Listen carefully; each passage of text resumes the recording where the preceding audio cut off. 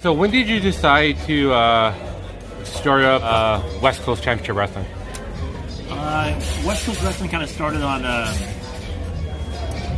kind of like me and my brother-in-law, Ken Kingshot, and my best man at my wedding, Tim Wilson, decided, well, you know, wrestling's not really happening too much anymore. Not a lot of stuff out there. So why don't we were actually running sports card shows, collectible shows, right? Me and Vern Siebert were also too, and we decided to, my brother-in-law and Tim decided to do a show in Pit Meadows at the Rec Hall. So the first, we thought, let's have wrestling as part of that's the feature attraction. Instead of having an autograph guest, let's do a wrestling show, and we'll do the sports card show in the daytime and the wrestling show at nighttime type thing. So the first West Coast Championship Wrestling show was in 1991 at the Pit Meadows Recreation Hall. And it was a strange building. It was a very big building upstairs. The ring had to go upstairs. That was the only issue there. But that was probably just kind of filled the void. Wrestling's missing. We never really planned on doing too much. We just thought, oh, we did Pit Meadows. We had Tim Flowers on the show, Velvet McIntyre, Moose Borowski was part of the show, and his name is a referee, I think, special referee. And we're trying to give work to the guys that were still around here and keep wrestling alive, and try something new. And the crowd was horrible. It was awful. It was months before we break 100 people, let alone 200 people.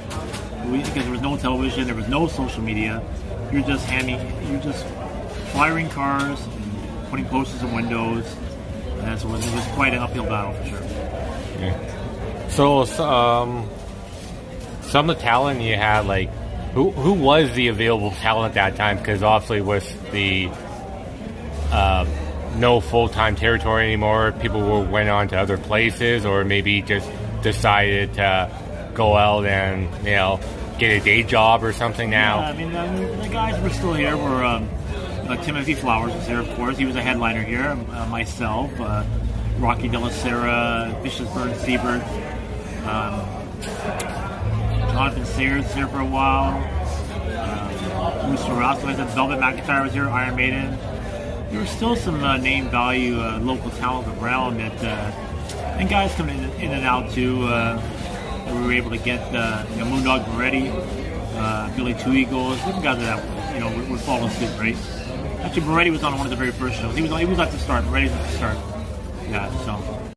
So what was your attended full version? Was there an end game for West Coast at all, or was it just you just wanted to try to get the scene popping again, or just It was always an end game to make wrestling a profitable business.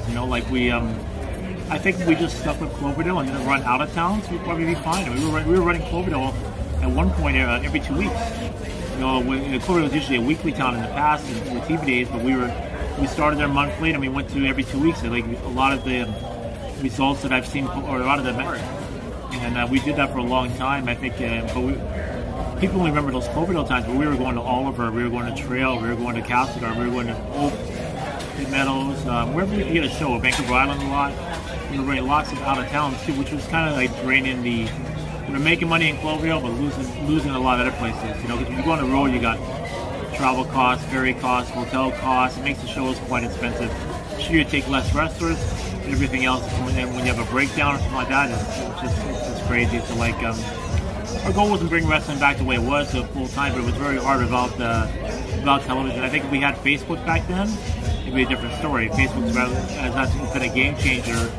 Facebook and Twitter and promoting wrestling shows. Was there any you guys had any, what was I guess the largest house you guys had, and any big name talent you guys brought in, or was it just mainly local? Oh, and Tito Santana here, Rick Martel here, the original Doink Mac Horn, Great Hammer Valentine was here, Coco Beware, lots of guys. We sold out Cloverdale. We had Tito Santana wrestle against Rick Martel in the Cloverdale Fairgrounds, which is a top intercontinental program on WWE television a year before.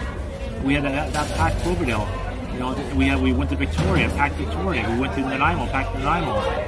With those guys, right? So that's when we decided we were always bringing one guy in. Maybe we brought in Virgil and guys like that over the years, but we thought Jimmy Jack Funk, and different things like that. Hercules here. We thought, let's go one big super show. So we brought in, on the same show, we brought in Martel, Santana, Valentine, and Doink all on the same show. It was just crazy. The ticket prices were different ends. You could get in a wrestling for $12, and we had Earthquake. Earthquake was a local guy. He lives from Missouri. We had him on lots of shows. We took him up to Kamloops. We took him to different towns. Kamloops, he drew 500 people in Kamloops. Earthquake. We had Superfly Jimmy Snuka as a regular. That's another time period. There was a time period in WCW days where we had Jimmy Snuka almost on every one of our shows for a couple-year period. So we had a great deal worked out with Snuka through Sandy Barr, rest in peace, Sandy Barr, where Sandy would run about 5 to 7 shows a month. We'd run about anywhere from 3 to 5 shows a month to keep Jimmy busy, and Jimmy would work for all of our shows for a percentage of the house. So it was good. It was great. We had a superstar on a lot of our shows. We took Jimmy Snuka to Campbell River, Nanaimo, Victoria, Duncan, all those places. Pretty much. What was the cause of West Coast closing down? Was it just I guess overall economy, or just? I don't know if it was the economy. I think like I said, we were running a lot out of town. I think we were getting to a point where are we going to get out of this hole? It was very stressful for myself and my partners. We changed a few partners over the years too, right? And it was at that point, I think it was me and my brother-in-law. I think Tim Wilson left at this point. We had another guy named Wayne Greenwood in for a while. He was gone at this point, I think. We decided, I think it's time to put it on, like the world is now. Put it on, take a pause, right? Take a break. We were having some problems with some of the talents that were very hard to deal with at this point. In 1995, I believe it was 95. Yeah. We thought, it's not worth it. Let's just take a break and maybe we'll come back. Maybe we won't come back. And then so we closed it down at whatever day it was, 95, I guess, time period. At the end of 1995, West Coast Championship Wrestling closed down. However, the Lower Mainland didn't have to wait long until a new promotion started. Cause in January 1996, as gorgeous Michelle Starr and John Parlett started Extreme Canadian Championship Wrestling.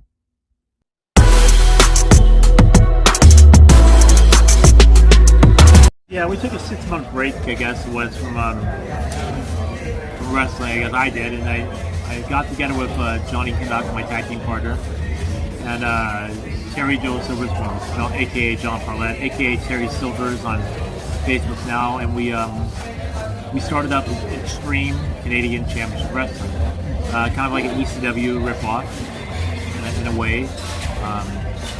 We started on Vancouver Island. Probably just tested over there first. We were running, like I said, we were running Campbell River, Port Alberni, Nanaimo, Duncan. Those were the main towns. Hopefully we were in Victoria this time period, yeah. We weren't in Victoria this time period.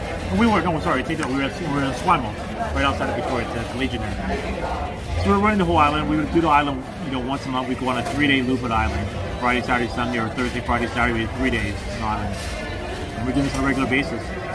And Campbell River and Port Alberni, we were hitting pretty hard on a regular basis. And then when we could.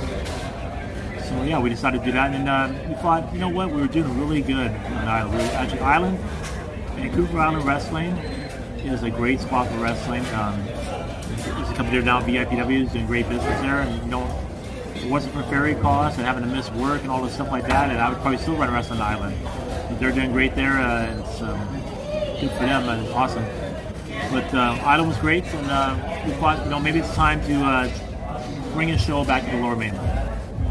So Terry, we thought there was an Eagles Hall on Columbia Street. They had wrestling once before. A lady named Stacy Jackson ran some shows there ran a show there. She was trying to run wrestling again, bring it back, and Mike Edwards was involved with that, and a few people like JJ Jensen, kind of like guys who wouldn't really, or were very minor players in the wrestling scene back in the day. Not they weren't good, but they were minor players in the local scene at this time period. They decided to run some shows. They actually ran Queen's Park. They ran a show at the Queen's Park Arena, and that was a big show. I was on that show. They had Nick Kaniski on it. They had Two Eagles. They had a scaffold match. They had Dobie Gillis, Tim Flowers, Pat Brady. It was a huge card. It was a disaster, but it was a huge card. like people-wise. It's like you're in the 3,000 seat arena and you draw a couple hundred people. That's not good, right? But props to Bryan. So we booked the Eagles Hall, but I kind of left town right before this happened. I don't think I was on the first Eagles Hall show. I told my partner, I only had one partner this time. This time Johnny Cook wasn't a business party, it was just me and Terry Joseph was fine. And I said, hey John, I'm moving back to California. So I left and I went back to California, left him hanging with the show. And at that time period, Tim Flowers running Cloverdale on, I believe it was Saturdays. We were running New West, or John was running New West on the Fridays. And the crew that John had was, because John wasn't known well in the wrestling business to get the talent, like the talent was all working for Tim. But John still had Johnny Camelot, he had Mike Rizal, Lady Lipper, he had Rock and Randy Tyler, he had a whole slew of guys that were his own creations, Cactus Jackson, different guys like that, and Iron Maiden was there, Belt Macker was there, they were loyal to John. And he kept it going. He ran. He had some shows. He had some shows without me. He was only running New Westminster. I think he was running there monthly. And I was gone for 6 months. I moved 5.5 months. And I went home to LA and I wrestled in my old stomping grounds in Compton, California, Anaheim, California. All the lucha shows, East LA. They were all lucha style shows. I wrestled there every week. These different towns for shit money. In very dangerous areas for a guy like me to go to. I was going back to Tijuana again for shows. So yeah, but I went back to California and I kind of missed the scene up here. So like within 6 months I was back, and I was back at ECCW. When I came back, there was a stigma against us at first though, because people thought we weren't traditional wrestling. We were trying to kind of like when you think of the rickshaw or clamsham now not being traditional wrestling. That's what ECCW was thought of back then, because we were doing a lot of blood and guts, a lot of hardcore stuff, men against women back then. And that was something that was unheard of back then. We got a lot of stinker for that. I mean, you thought people got stinker for recently. We're doing men versus women the last couple of years. We got a ton of crap for that from the helmets about having men and women matches back then in 1996 and 97 in those time periods. So yeah, it was definitely a different animal. Slowly but surely the talent started working for us, bringing new guys in. We started branching out more. We started going back on road shows again. And by fast forward by 1990, I got to look at the time period, 99 or 98, we were doing 100 shows a year. It wasn't just the Eagles on the West. We were touring from here to Prince Rupert. We were going up to Stewart, BC, which is 1 mile from Alaska. We were going to Deeds Lake, which is past Stewart, BC and BC. We were going to everywhere you can imagine in this province. We were doing shows, kind of like Danny Duggan does now for his Canadian Wrestling Elite. We were touring like that, but in British Columbia. What kind of talent were you using at that time, like on your second goal with it, like after you came back to California, like what was some of the talent that you were using? We got a lot of new talent back then. We had a good time with Maniac Matt Bourne, Joint to Clowns. He was bringing the students up, right? So guys like Chad Manning, Chuck Forty, Tony Kazina got his first breaks up in ECCW. That's where they got their start. They learned how to wrestle. They trained down there in Oregon. They came out one of the road shows for us. Gigolo Steve Rosano out of California. He was on a lot of road shows for us. He was the famous lady for being at XPW. El Antorcha and Dykes. We'd go on the road with pretty much like 8 guys to these towns. So we'd have a van load of guys. We'd have one at a car. So a van, a car would go. So it's just the van and the trailer. So a lot of shows were in high schools. A lot of shows were in small community clubs. Some shows were in big arenas. So a lot of talent was self-trained. Like that's okay. Guys we trained here. Where it's El Torcha, Strife, Moondog Manson, guys like that were in the late 90s. Or Disco Fury, of course. Yeah. Everybody was brought in the 90s. like, so it was me and Silver Spoon, and Silver Spoon met Dave somewhere, got hold of Dave, and they had a meeting, and they brought me to the meeting too, and Dave wanted to come in, and he wanted to be a partner. And, we were always looking for investors and some fresh money in the company, because, any wrestling day just barely gets by, right? Either loses money, gets by, or breaks even. Some shows make money, but the majority of the time it's a hobby, right?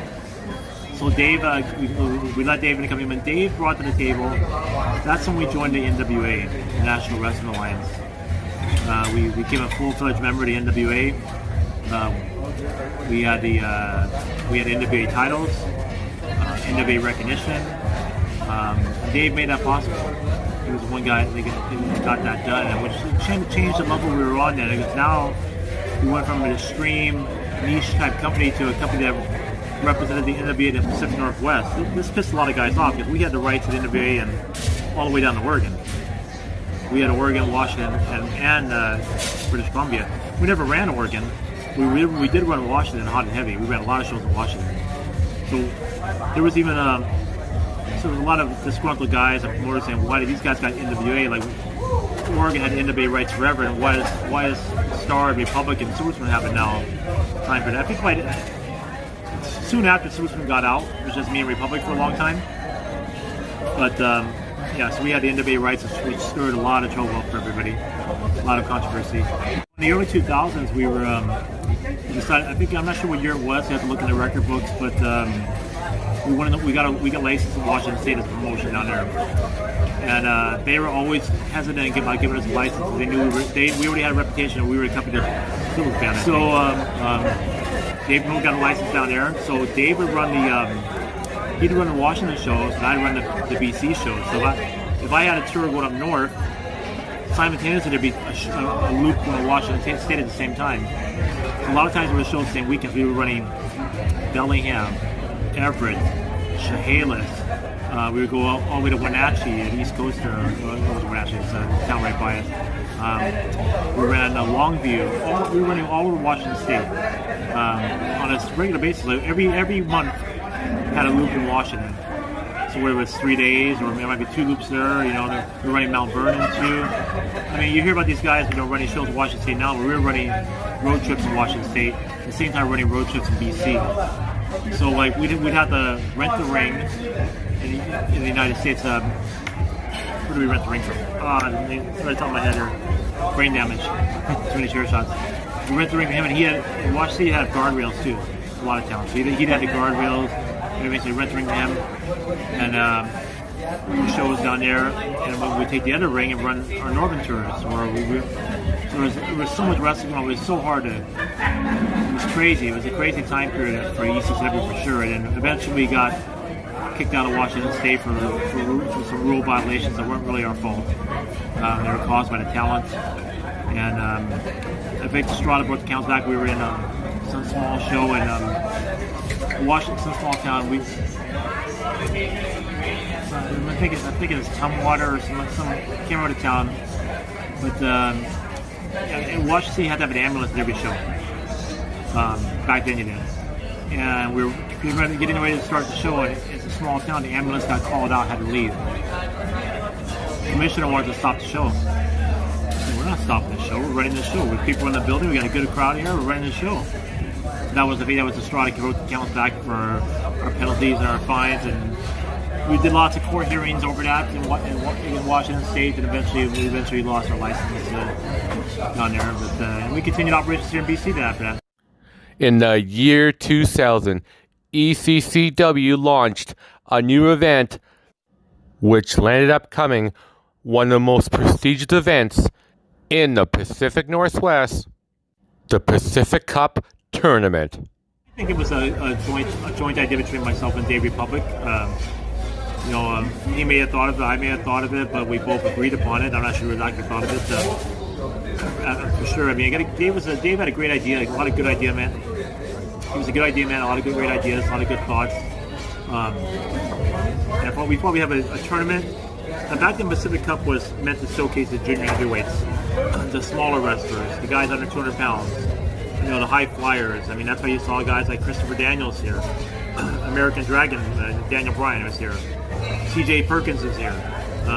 Guys like that, you know, the Ballard brothers, Tony Gazina, Disco Fury, Asian Cougar in Japan.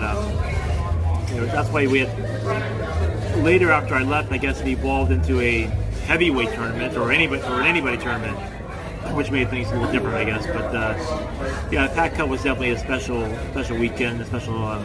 Usually it was 2 days. One day maybe in Ridgeview, one day in a different city, Vancouver. Some days one day in the West. All depends where we could get availability-wise and how many guys were in the tournament. Went down. Wrestling took a bit of a dive in after 03, I think, for a couple of years. We slowed it down because wrestling crowds were dropping. I think when we lost the Eagles Hall in the West, because they were changing to the theater type thing. They didn't want wrestling anymore. They had to move to Bridgeview Hall. It was a big blow to wrestling. Wrestling did better in the West Bedford than it did in Bridgeview Hall. We did eventually build Bridgeview Hall back up to some pretty good crowds, and Bridgeview Hall continued on as the main stopping ground for wrestling for sure. But it was hard to get to. People had, you know, especially people on transit and stuff, wrestling on television. That was Lane Fontaine, Rage, was Clint Estes, and Kevin McDonald. Top Rank Wrestling, they got television. They got a television deal. Nobody else had TV. Until, or maybe a bit longer than that, they approached us. They wanted out. They were losing money, and they had enough. And they offered to sell Top Rank Wrestling to ECCW with the television package part of it. So we bought Top Rank Wrestling then, the advertising promotion, and took over the television show. When we took over the television part later, and we had a TV show all the way to the end of 2006 to the end of the year. And I was already frustrated at this point with wrestling, or disengaged. I can't be in a word right now, but disenchanted with wrestling. And I made it clear that if we lost television, once we went off the air, I was done. I wanted out. We're no more, but at this point, it's 2006. I've been involved in wrestling for 20 more than I was involved in WWF when I was a kid, but 20 years, right? And I had enough. I wanted out. It was time to go. Because right before we got into TV, we were working through the towns, and we were doing Port Coquitlam and shitty towns like that, and we're drawing flies, North Vancouver and Bridgeview and stuff. And wrestling just wasn't great at this point in time, right? It was really not a good scene in 2005 time period. In 2005, Dave Republic took full control over ECCW. One day I was just sitting around, and I thought, you know what? I'm going to search the name Legally All-Star Wrestling, see who owns it. And lo and behold, nobody owned it. So I grabbed it, and I owned All-Star Wrestling. I legally registered the name of Victoria and owned the All-Star Wrestling name. So then I incorporated the company, and my only thing, I was just going to run like some few spot shows here and there, run fundraisers, right? I like running the Bodies Not Just Toys. I was going to run Squamish and a few any odd fundraiser that came my way. I wasn't trying to rock the boat or compete or anything like that until they made a pushback at me. So I was running shows, and I was using guys that won't work at BCCW, or using guys that were available to me. You know, we started running North Vancouver at the Indian Band Hall there, Chico Matthias Center. We were running there monthly, and it was a fundraiser for the band. And we used guys like Vance and different local guys, Mr. India.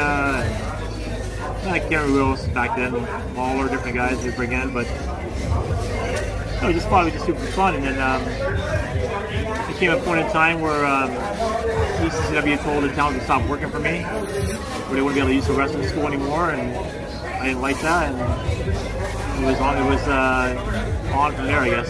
We were running monthly in North Van already, pretty much when it started, and we were doing the odd Squamish and stuff like that. We really wanted to get into Cloverdale, and nobody was really running Cloverdale anymore because it got too costly, they thought. I mean, Cloverdale was a costly beast, for sure. Probably the most expensive building in local wrestling running at the time was Cloverdale. And, you know, the thing about Cloverdale is if you don't hit 200 people paid, we lose the money easily. And that's just a local guy show. Eventually we got back in Cloverdale, kind of got like a trial basis in Cloverdale, and we did okay there, and they excuse me, we decided to continue on, and eventually we started running monthly there, and sometimes we ran every 2 weeks. Later in the years, we started running every 2 weeks there. When we actually started leasing the building, we had a lease on the building where we paid so much a month for the venue. We could have ran weekly if we wanted to. We could have ran daily. We could have ran just monthly, but we decided to run bi-weekly every 2 weeks there, and we did that for a couple of years at the end there. Well, the Wrestling Reunion is more like a old-timer show. We honor the wrestlers in the past who were involved in the all-star wrestling days, whether it's from the 60s, the 70s, 80s, the time period where it was on television, right? 50s or 90s. We try to pay tribute to the guys who paved the way for wrestling, who used Cloverdale Fairgrounds as their stomping ground, who were big stars there. There were stars there. There were stars at the PNE Vancouver. Because before Monday Night Raw was the big thing, there used to be wrestling every Monday night at the PNE. I'm not sure if you remember, you were around then. You probably weren't even born yet then, but every Monday night, it used to be Monday night at the Gardens. We'd run wrestling shows and draw a couple thousand people every Monday night, in Vancouver. Right nowadays, people are happy to draw 300 people at a show or 250. Well, they were drawing a couple thousand every week, and they'd have their big blow-off show in the Agrodome. So they'd build 3 or 4 weeks, and they'd run a big blow-off show in the Agrodome. So those are legitimate stars of local wrestling back then. And we try to honor the guys who are alive still, and if they're not alive, we try to honor them by honoring their families. That was one of the great parts. That's one of the things I look forward to paying tribute to the past. One of our goals, we talked about many times, is to open up a wrestling museum in Cloverdale. Have big pictures of the Don Leo Jonathan and Gene Kniske, Al Tom Cleveland, and Sandra Kovacs, Roy McClarty, Eric Froelich. Have memories of them, and it's just something that we can never get off the ground and make work, but maybe someday, you never know. Well, I was always interested in Maritime Center. Many years ago, I tried to get wrestling in there, and they weren't interested back then. And that's the core of the longshoreman, though. Maritime Center is a longshore hall, and I'm a longshoreman. So is my partner Nathan. We're both longshoremen. So, and they actually approached us. One of the ILW retirees, who was an ex-wrestler himself, John Sadu. He used to wrestle Tiger Singh in England, and in Stampede Wrestling, and an all-star wrestler back in the late 70s, early 80s. English wrestler, but he lives here in Vancouver. He's a longshoreman, a retired longshoreman. And he had the in and got us into that venue. And with his help, we've been doing wrestling there on a monthly basis, which we've enjoyed. We like the building a lot. The building's great. The building has a shower. You want to use showers. So. Nice dressing room area, very spacious room. We could set up for a small crowd. We can make the building bigger and set up for a bigger crowd, however we want to do it. So right now we set up for 300, but we can set up for 400. We can set up for 500 if we wanted to. So it's a very versatile, multi-purpose building, and we hope to establish it as the premier wrestling venue in Vancouver. It probably is the only good-sized wrestling venue that anybody's running in Vancouver right now. Everybody else is running small little venues, smaller venues, or awkward type venues. It's actually a good venue for wrestling, we think. In 2010, Dave Republic decided to pursue other interests and sold ECCW to Scotty Mack, The Natural, and Mary Ness. Under this new ownership, ECCW would forever change the landscape of wrestling in the Pacific Northwest, as wrestling was going to be brought to a whole new level.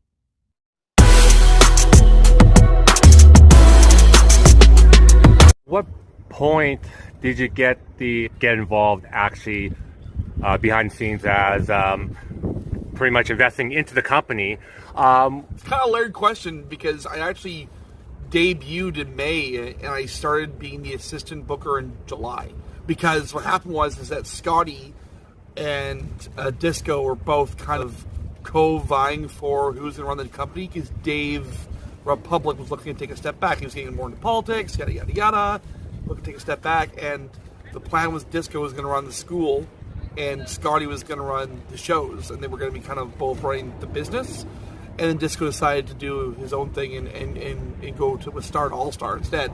So he didn't do that, but that was Dave's plan. So in July, Scotty took over the book, and I was Scotty's assistant because we've been friends since 2005. And we actually were secretly like booking the shows kind of without anyone knowing.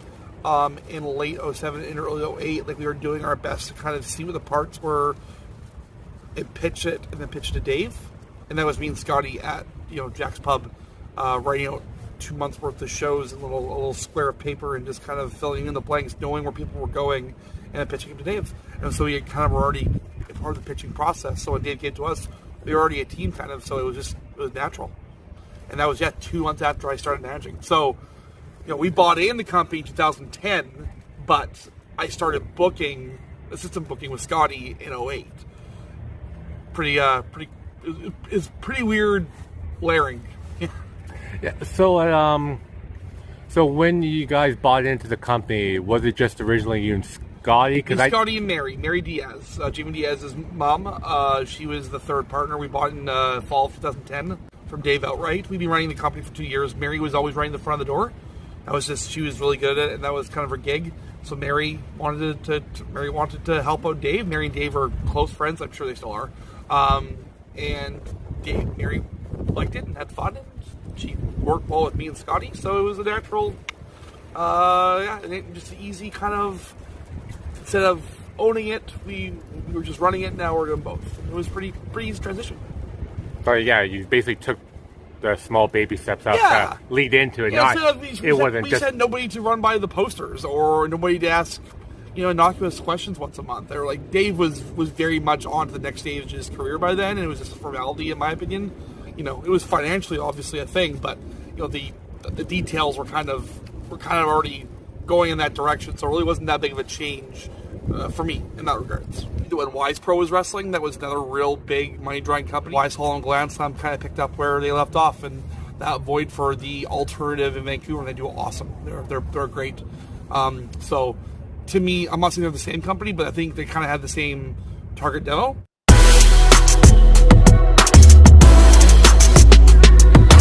You, Mary, and Scotty were pretty much the team for a while. They were running it.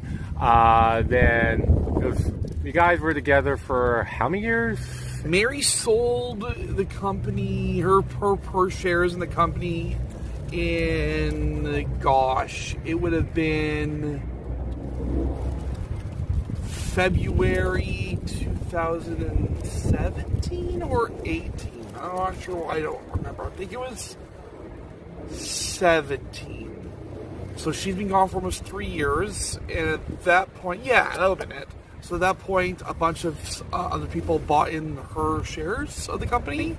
So that's when Danny Deeds and Alyssa, who is one of my oldest friends in the business. Met everybody in 2008. I dated a wrestler for 4 years, from 2008 till 2000. I guess it was the end of 2012. And I made incredible friendships during the 4 years that we were together. So I was around the locker room a lot, and I got to know everybody, including the ownership team, which is currently Scotty and Natural. So I got to know them during that time. And then when we broke up on very good terms. I'm still good friends with him. Like, he messaged me to say happy birthday yesterday.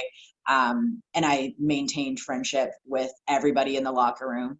I still kept coming to shows to support my friends. And when Mary Diaz, or Mary Ness, decided she wanted to sell her shares in the company, I don't know if they had a conversation or what, but Natural, who had become one of my best friends in those 12 years, he had become one of my best friends, and he asked me if I would consider becoming an owner in ECCW. And I kind of joked and went, well, I'm there all the time, so you might as well be paying for my attendance. But then I thought about it, and I was like, yeah, I absolutely would like to be a part of the company that has been such a huge part of my life, and I would like to support my friends and continue giving them the platform to do what they're really good at. and then Vince, who was head of security at the time, and Becca, who was Vince's girlfriend at the time, and they all bought into certain shares of the company, and and we were a team for a year and a bit, and then Danny Deed sold his company because he wanted to run his own thing in Abbotsford, and which is awesome. He's running PPW. He's run that for I think we're at a year now, or pretty close to a year. So he left about a year and a half ago. In the fall of 2018, Danny Deeds announced that he was launching Pacific Pro Wrestling. Pacific Pro Wrestling runs monthly shows in Abbotsford, British Columbia, with most shows being fundraisers for local charities. Talent from all over British Columbia is used, from Vancouver Island to the Okanagan. And then Becca and Vince took a step back from the company back in the summer of 2019, and they haven't been part of the operating team since then. So it's been me, Scotty, and Alyssa since July of 19. A little bit of change.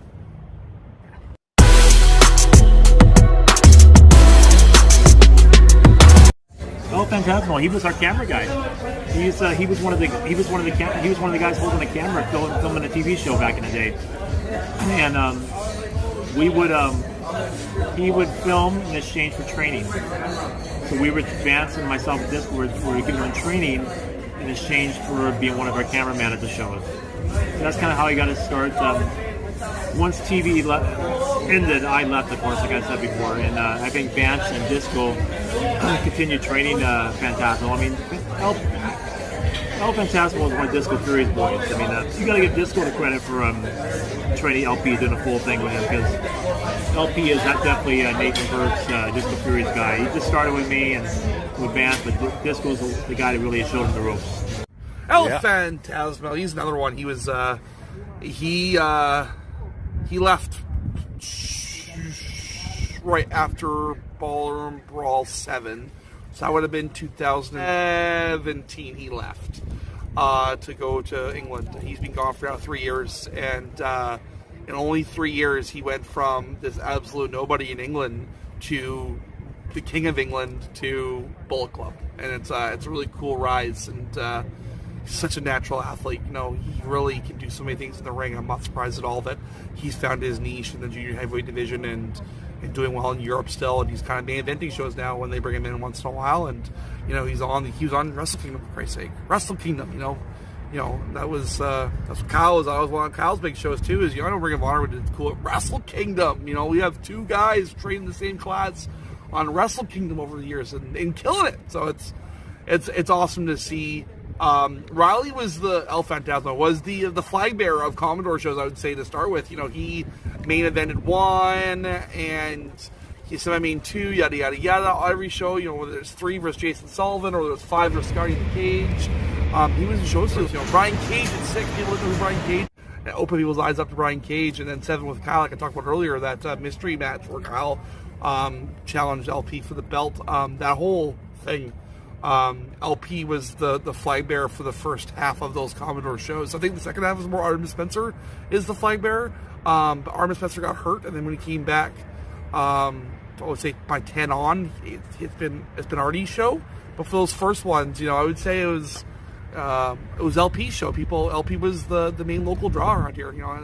It is what it is. He was the man. Phantasmo, of course, really stuck out for me. He was an instant hit. Back at ECCW's Halloween Hell in 2014, and I really enjoyed his match he had with Kyle O'Reilly. Man, those two just, good mix and stuff like that. First wrestling party that I ever went to was at Veronica Vice's house, and El Phantasmo attacked me on the front step, and I had to yell, I'm not a wrestler, I don't know how to bump, because he tried to wrestle me in the snow. So those are probably my latest memories. El Phantasmo, I've spent probably the most time with throughout my 12 years with ECCW. So I have the most kind of party memories with him. He's a good guy, ridiculous, and really funny. But I was also lucky enough to the last few months I got to be in the ring with El Phantasmo twice. One in a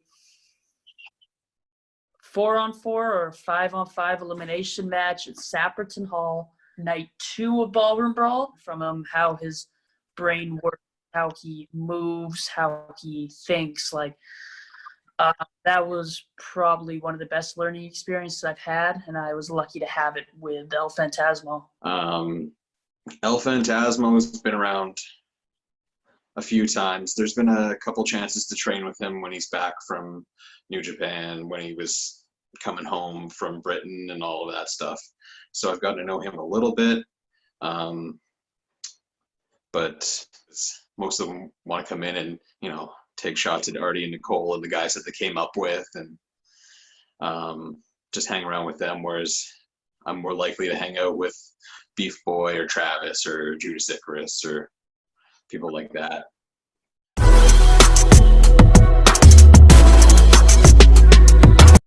Yeah, Kyle was a young kid. I met him and his mom at a Subway sandwich shop and tried to talk him out of wrestling. Started talking to staying in school, doing something else, not being a wrestler. I always try to discourage people at first from getting into wrestling because I mean, most guys don't make it. Kyle obviously did. He did make it. So I was running the wrestling school at this point, but I wasn't the only one to train them. I mean, people got to get. With myself, Advanced Nevada, and Disco Fury were doing the training back then. In fact, when Kyle started, I started all those guys, and then by the time they finished, it was Advanced Nevada and Disco finishing them. Because I was running the shows, running the promotions. I wasn't there every night, so it was always a joint effort. You guys like Kyle. Me and Kyle are buds. Big fan of Kyle. Kyle actually came over to my parents' house when we had a New Year's Eve party in 2006 and 2007. He just figured out he had type 1 diabetes, sorry. And he just was the insulin. And my mother made him a lovely breakfast to make sure that he was fully nourished for the rest of the day. So I've been buddies with Kyle for God knows how long. I saw Kyle 2 weeks ago down in Portland. He was there for TakeOver. Dinner with him and me and Asylum and him and Bobby Fish and a couple of our friends. We had their friends. Sorry, we had dinner and it's a great time. He's still as cool as ever. He's the exact same Kyle in 2020 as it was in 2006. He's the nicest guy. I was the best man for Sid Salem at his wedding, and Kyle was the groomsman, and that was right before he signed with the Fed, where he was going to go sign, and then we brought him in for Commodore 3 months later as a surprise for us wrestling El Phantasmo, and dealing with him then business-wise and personal, still cool as can be, no problems. Just wanted to help us out because he gave back, and he's the best guy to talk about when it comes to. He was only here for 4 years before he left. He left in the summer of 2009, going down to St. Louis. And he'll still talk about us on podcasts. We got signed in 2017-18. He'll still put us over. That's a good brother right there. That's knowing where your roots are and being cool and talking about your trainer star and need to be. And some guys don't do that, and it's really cool when guys do. And Kyle's top of the list for being a good brother. How was he when he was getting trained, and then obviously in his first year or two? Well, he was part of the group that everyone knew was the best group to ever come out of our school. It was Kyle O Reilly, Sid Salem, El Phantasmo, Gerv Sierra, Kyle O Reilly, and it was after the NXT show in Seattle. I went down with Natch, and afterwards we went out for Mexican food with Sid Salem, Kyle O Reilly, and their significant others, and that was a really good night. One of the first memories I have is when Kyle O Reilly worked an all-star show a few years ago against Kenny Lush, and they were in the main event, and they just put on a 30-minute clinic, and it was just insane. One of the best matches I've ever seen live to this day. Well, I got a chance to, when he came back after his big New Japan run where he had the Tokyo Dome, and then I think it was a month later, he was in Vancouver for a little while before he went to WWE. I ran into him then. He worked a show for ECCW. And I briefly shook hands with him when he came back for the Commodore Ballroom show against El Phantasmo. In fact, that's it's probably one of the biggest reactions that I've seen live was him coming out, and I felt the building shake. And then working security at that event, he got up on the corner and I was at the edge of the ring, and he was so hyped up and doing his spitting and being excited that it came off of the ring and just drenched me in his spit and sweat. So I can't really forget about that.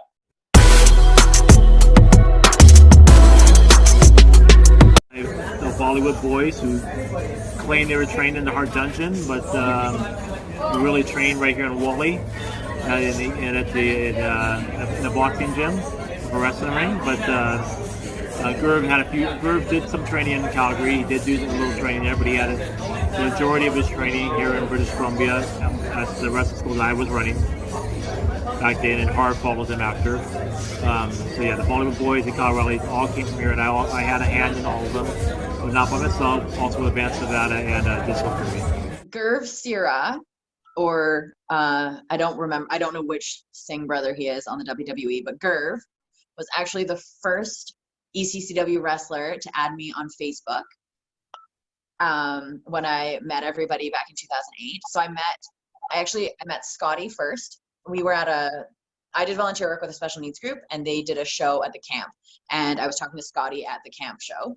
And then he told me that I should come to a show. So my first ECCW show was Halloween Hell 2008, where I met kind of everybody. And it was after, and then I went to the Christmas show, and then Gurv Sira added me on Facebook. And then I was like, okay, like maybe these people don't just think I'm some weird girl hanging around. So that was like the first thing that kind of got me feeling comfortable with the locker room. That was the first group of four, with a couple other guys who kind of fell off the wayside. They were the big four. And right at the next classic 3 months after was Harv Sira, Nicole Matthews, Veronica Weiss, and then Azim was kind of in that picture as well. And then like Billy Sway was right after them, and he kind of caught up for a bit, trained with them, and then went to Storm and then came back. Was part of that core nucleus. So those were like the nucleus of 2006 to 2009 before Kyle left. That was the guys that they rose up and they got titles and they came in shows. And I said to you earlier, like Halloween Hell 08 was our first big house, and that was the crew of people that were the nucleus of it. Nicole and Veronica were in the female false camera match with Penny Lane. The main was a cage with Scotty, and Kyle and LP were part of that cage match. Sid was in the Fans of the Weapons match as tag team champions, and Sway was wrestling Artemis Spencer in the junior title match. Those were our stars, and they were all 3 years under at that point, because they were so magnificent coming out of the school. And Kyle was, I would say Kyle was always the star of that group. But man, that's a talented group. We haven't had that kind of group till a couple of years ago with the Travis Williams, Eric Strange, Sharif Moreau, Jackie Lee class. That's the first class that ever showed signs of being as talented as those guys were. Bollywood boys I love. I think with the Bollywood boys, they're great in-ring performers, but I think their entrance really makes them. They're and as soon as their music goes, the crowd's into it, and everybody's standing up and loving it. So I think it's great.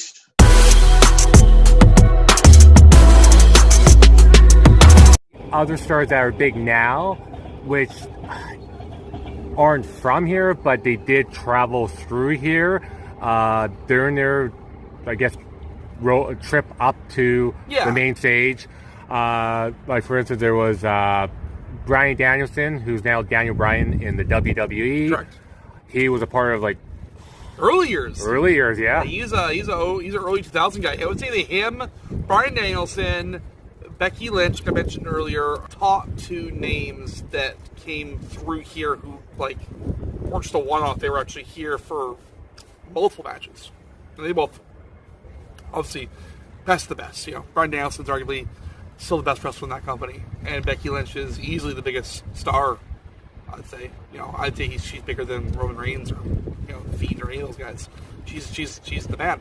and they both came through here, and it's not a coincidence, I'd say, that the ECCW is a great place for people to start their journey to the top. You know, I think it'd be tough for you to find any local independent wrestling company as good as us of finding people and have them come to us and then killing it here and moving on. Our record is pretty phenomenal.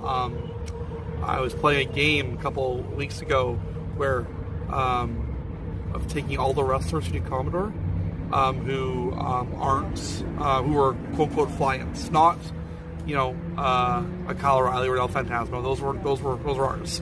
So I was like, guys, and we had a list of it was 25 guys, 30 guys, and it was like, imagine if we had a show at Ballroom Brawl 14. What would you do if you had these four? What are these four? Like just kind of this fantasy booking type thing, right? But it was crazy to think of all the talent we had, from the first one to Harry Smith to last time having Bandito and everyone in between. It's nuts to think of all that kind of talent that's been through here. We're blessed. We're lucky. We really are. I gave Becky Lynch her first actual payday. The first time she got a paid in Canada was for ECCW. She went to Alberta first, got nothing, I guess, and she came over to us, and we started using her. She got her first payday for me. She said it herself. I think it was $35 she got. She said it on the 30 minutes. I think she did some kind of big segment. Some kind of a big interview for last WrestleMania. She mentioned it there. She used to babysit my kids. She's mentioned that publicly before too. Bryan Danielson, American Dragon. He actually wrote my wrestling school back in the day and asked about being trained. He was from Aberdeen, Washington, and he didn't go to my school. He actually went to Shawn Michaels School instead. So I guess he made the right choice. But he did end up wrestling for me a lot. He did end up sleeping on my apartment floor many times, and he did ride in the shitty old van on many road trips. So even though I didn't train him, I still had an influence on him. Maybe it was a bad influence, maybe it was a good influence, but it was some kind of influence. Maybe he was under the influence. I don't know.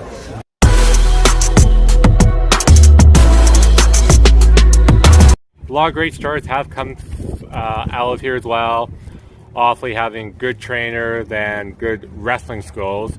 Right now, ECCW's had quite a few incarnations of wrestling schools. Early days like House of Pain. Yeah, I think it's just called. It was called the Slam Academy for a bit. I think we're just called training. It's now called the Lionsgate Dojo, and that's named I believe by Tony Peroni. Don't want to give the wrong name to. I'm pretty sure Tony thought of it though. Yeah, the Lionsgate Dojo is phenomenal. We have Artemis Spencer, Nicole Matthews, Tony Peroni, Billy Slade, Cap Power trainers. We've had Ravenous Randy and Bishop before a couple of years ago when those five are kind of five now. When they can't train the Voros twins or Fergie or Beef Boy will kind of lead a cardio class or just kind of going over what the trainers have taught them in previous classes, is kind of taking the curriculum. We got beginners, we got open mat, we got advanced, we got everything in between, and it's fantastic. I can't put over those amount of people enough. That collection of people enough. They really do a great job. The Lionsgate Dojo is my baby. So I'm going to tell you everything I say is going to be good. The trainers are are absolutely top notch. If you come into the Lionsgate Dojo for beginners classes, you have Billy Swade and Kat Powers with a run-in by Liza Hall, and Beef Boy assisting as training at those classes. So that's how you start your training. Billy Swade, Kat Powers, Liza Hall, and Beef Boy. And then as you move into the advanced classes, you start, so intermediate, you're trained by Nicole Matthews. Producing good people, what great, incredible talent when you're starting with Billy Swade, moving on to Nicole Matthews. And then you get into the advanced classes with Artemis frickin' Spencer. So you're set for you're absolutely set up to succeed with the trainers that you have. And then we have Tony Peroni. Tony Baroni runs beginners classes on Sundays, and then after that, they have open mats for the advanced/intermediates, and he does a lot of character work. Tony is integral in the Lionsgate Dojo. He trains across the board all of the trainees. He has a hand in. He's huge into character work, and this boy, his passion for wrestling is so huge that he has actually written a book to give to the trainees about wrestling and personas, and like he describes what a heel versus a face versus is, and like how, just incredible. A whole book written by Tony. And they are super passionate about everything in the business. I love the trainers. They're incredible. And then at the facility's a warehouse. We've got 2 wrestling rings in it. It's pretty basic, but the passion and love of wrestling that the trainers bring to it, you literally can't not produce amazing talent and just passionate, genuinely good wrestlers. And I credit the trainers a lot for the change in the Pacific Northwest recently in like the locker room and how everybody gets along, because they don't tolerate bullshit. They won't deal with the stuff that a lot of them had to deal with growing, like when they broke in. We don't deal with any bullying. If you can't do something at training, everybody wants to help you be able to do it. Nobody's shitting on you for not being able to do it. You won't hear anybody talking down to one another at training. Everyone's doing it to support each other. And I think, and a huge testament to that is the way, like Travis Williams is an incredible athlete, and he is one of our like stars. We did a wrestling show at a camp, and he begged to work Parm because he really wanted to work Parm. And I think that having a main eventer that wants to wrestle with the people that haven't even had real matches yet because they want to help them get better is all because the trainers are incredible. And I don't really know how it came up with the name. I think that's a Tony thing. I'm pretty sure that's a Baroni.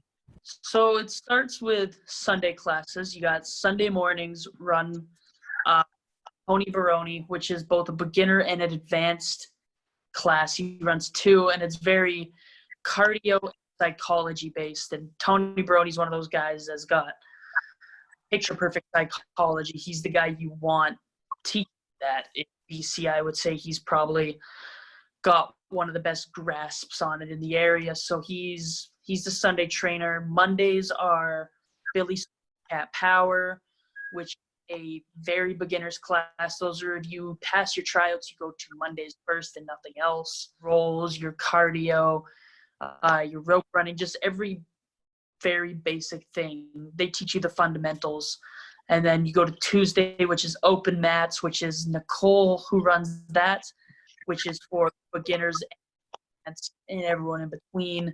And she runs repetitions and drills, and she teaches you a lot of the things that you don't learn in basics that really help. Like, she teach you 100 different variations of a pin, how to get there, how to transition from a spot to a new spot. Like, her in-between stuff she teaches you is bar none.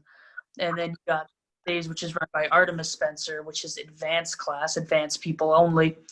And that is just, man, we go there some Thursdays and he's going to teach you like Lucha Libre, cardio class. One class we spent 2 hours just working on a backflip and nothing else, not even like a moonsault, like a real backflip that like a gymnastics coach would teach. Like, he can and does teach anything. And that's like probably the skeleton rundown class. There's lots of other things that go on during the week. It all depends. Like, we have a Dojo Wars, which is a student show, which give a platform to a lot of the younger people that want to get on the regular shows. Very, very beginners would start with Billy Suede and Cat Power. That's where you're learning your basic bumps. You're learning how to move around the ring. You're working on your in-ring cardio because it's very different from every other cardio. From there, you would move up to Nicole Matthews' class, where it's building on those as well as getting into drills to learn how to move around the ring, to learn ring awareness, to learn slightly more advanced moves than you would have in Billy and Kat's class. From there, Tony Baroni runs a mixed advanced beginners class. So the start of it will be beginner stuff, and then it moves to advanced. And the beginners are welcome to stay around and watch, and the advanced class is welcome to come early and do the beginner stuff with the beginners so they can learn how it feels and the speed they need to be going and that kind of stuff in the ring. And then the advanced is under Artemis Spencer, who depending on the day will cover how to protect yourself taking a pile driver, how to do certain lucha libre moves, including how to work the right side of the body as opposed to the left.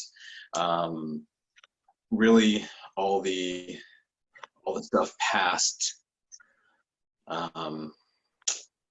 your headlock takeovers and your tackles and your arm drags and that kind of stuff. Once you've got that down, you expand your move set as well as feel more comfortable in the ring with different opponents, and just look more professional.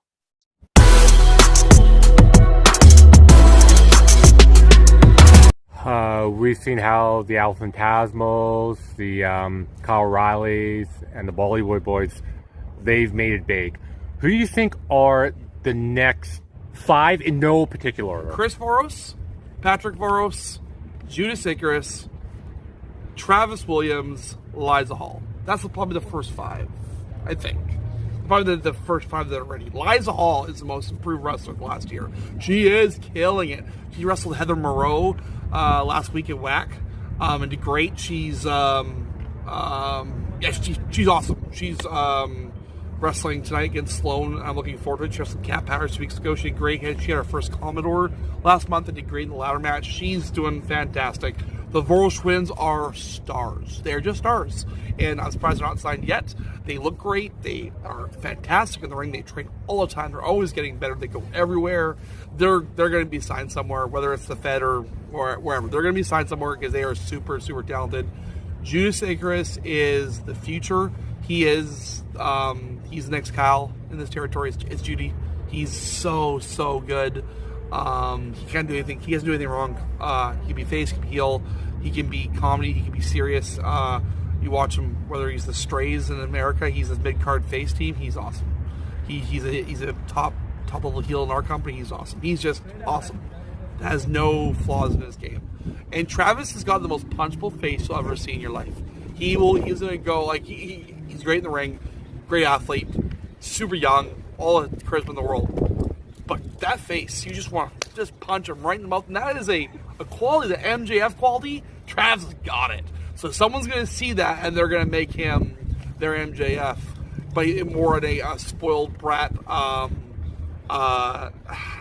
of a spoiled brat jock way, more than the MJF is. It's different. It's not the same guy, but he just has that. He has that character about. I saw people made him a baby face last year. I'm like, ooh, why? Who wants to cheer Travis Williams? I like the guy. I don't want to cheer him. He's so hateable. Ugh. He's money. He's money. He's gonna be great. Blows my mind that nowhere has picked up Artemis Spencer yet. So I will start with him. He is the top of the totem pole, and he is just an incredible athlete in general. So I feel like he should be picked up. That being said, he's got a very good, he's got a grown-up job and everything here. So I think that if he was to get signed, it would have to be a good contract, since he also does have a phenomenal wife that he takes care of. He has to consider in his decisions. I would say the up-and-comers to watch out for. I think the Voros twins have a very marketable look, and I would say watch out for them. I think that Travis Williams and Judas Icarus are people to watch. I think you're crazy. And I think Beef Boy. I think Beef Boy is the sly underdog that could do really good things given the right platform. There's definitely some guys that are newer that I would say you should watch out for. They're not at the place where I think they're going to get picked up right now, but I can't say enough good things about Miles DeVille. He's really started coming into his own, and I think that once he truly finds himself, I think that he's got some solid potential. Nobody better than Artemis Spencer. Nobody better than him, but he's got a pretty good job, so I'm not sure if he wants to do that or not. But by far, he's the best here, definitely. And Defy Wrestling has shown that, making him a world champion, putting me against top talent. Definitely, if anyone should be signed, it should be Artemis Spencer, who went to my wrestling school, by the way. We get that on back in the old days. He was 16 years old, actually, trained.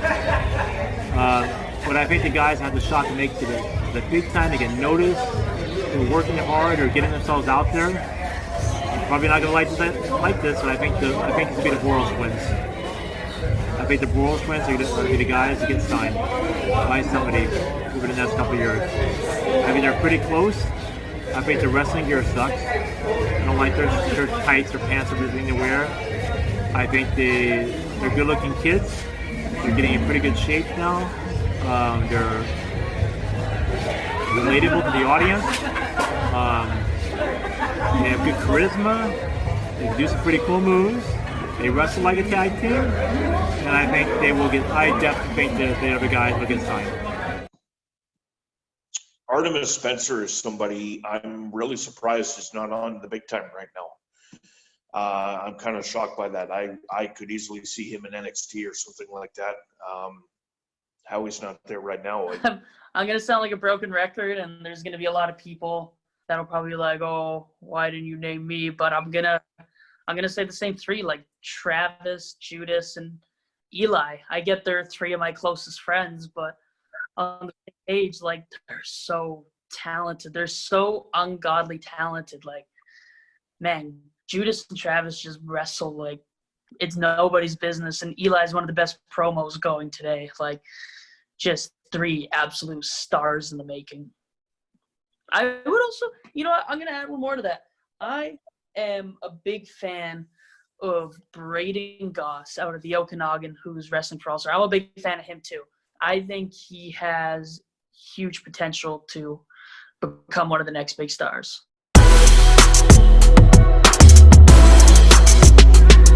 Very much a family kind of environment that I've noticed. You know, WWE and stuff like that.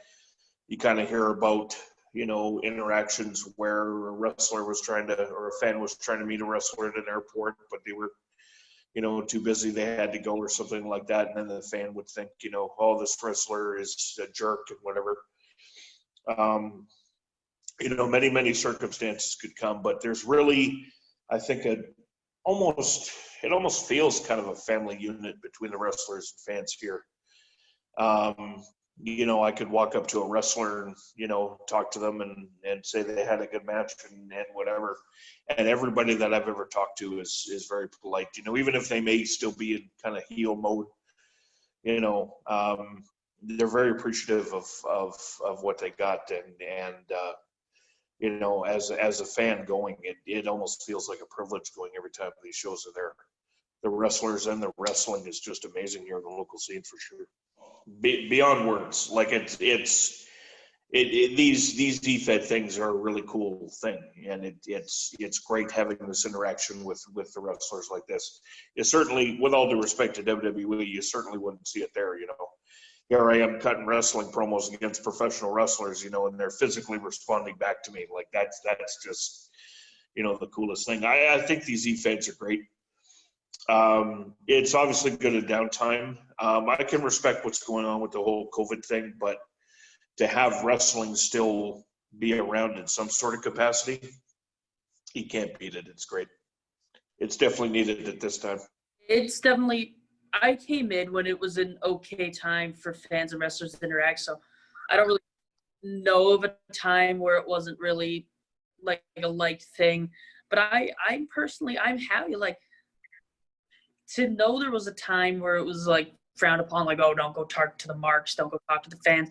Like, that upsets me. Like, why wouldn't you want to have a bond with the people that are spending their money for you, like buying a ticket to watch you wrestle? Why would you look at that person and think, oh, well, I don't want to spend my time with them? Like like the people like you and the Aaron Schulte, the Berries, and the Jordana Pratts. Like I can name lots of the fans because I talk to them, because I think a bond is an important thing to have with wrestling fans, because why wouldn't it be?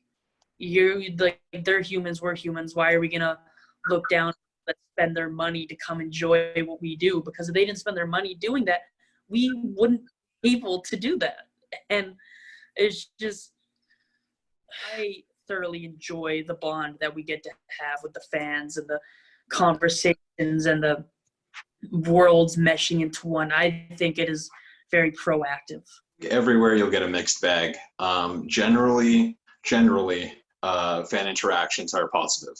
And I think that fans being able to interact with wrestlers is a positive thing. It builds a connection that wasn't there before, although it does remove some of the mystique that was there before. So we have to come at it in a completely different way. We have to build the connection that was previously, Sabu would show up out of nowhere and the lights would turn off and turn on and he'd be there and there's Sabu. And then you don't know where he goes after that. Whereas now it would be, oh yeah, I follow Sabu on Twitter and he tweets some pretty questionable things. So maybe I won't go to the show. I think that, it's just,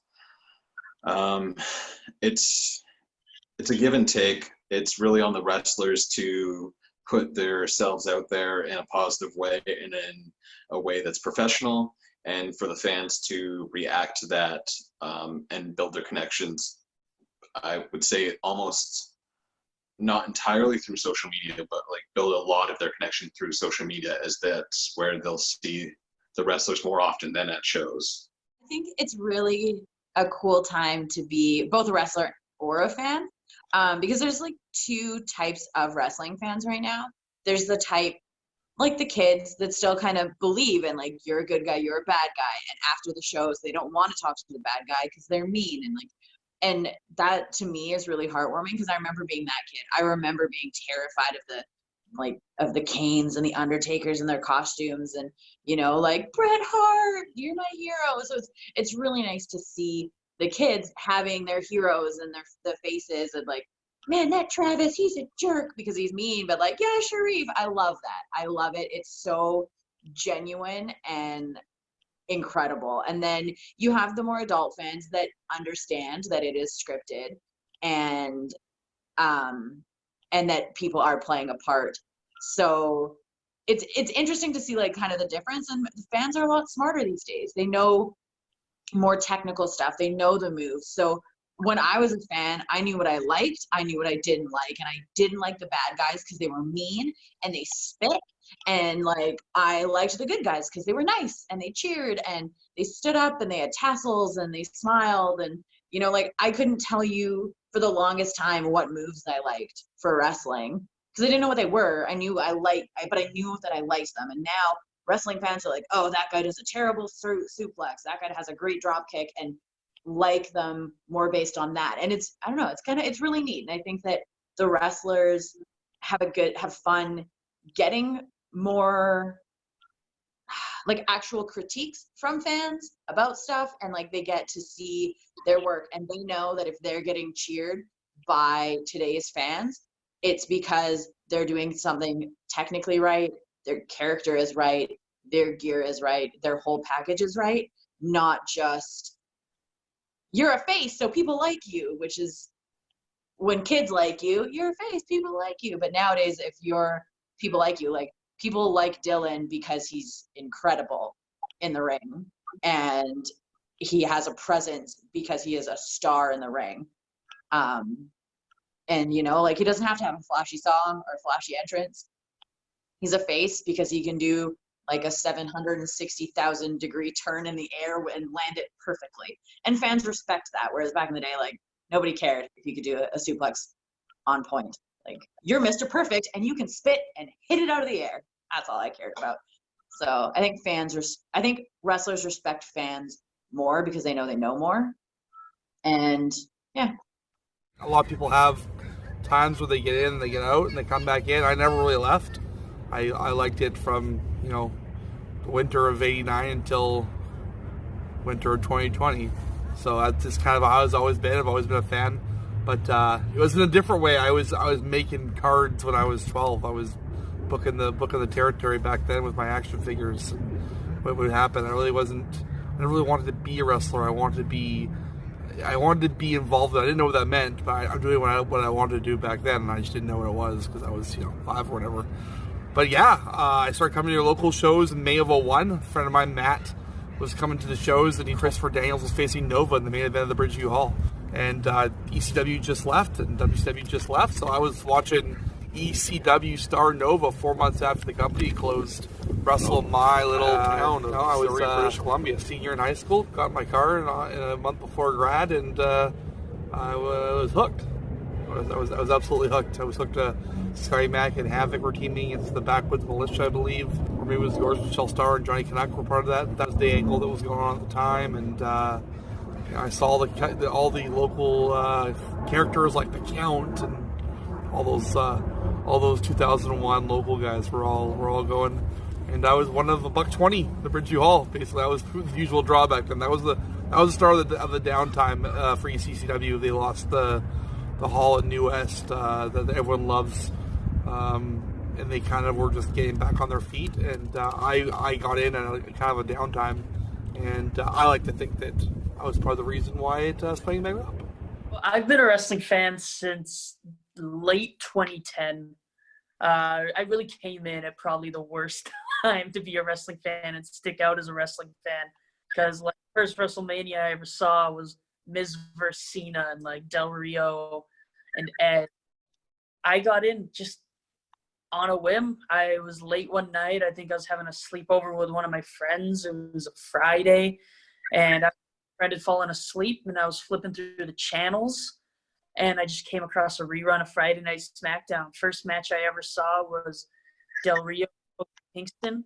The main event involved Edge, Mysterio, and Kane in all separate ways, and like I couldn't tell you a single thing that stuck out from that show that I watched, but I just somehow fell in love with it and just haven't stopped watching it since. And I came across some ECCW and had seen some like Alex Plexus stuff and some Tony Brown stuff, but I never really like thought much of it. I was like, oh, this isn't WWE, why should I care? And then as I over and wanted to become a wrestler, my older sister was dating the brother of one Matt Static. So through mutual, I got introduced, and I bought my first indie ticket to, I want to say it was 2013, 2014, around there. The main event, Mike Roselli's retirement match against Michelle Starr. Gangrel was there, Kenny Lush was there, Kyle Sebastian was there. It was a fun show. Like, I really enjoyed it, but like, that was my first indie experience. Yeah, it was the Doink the Clown Memorial Show, Matt Bourne.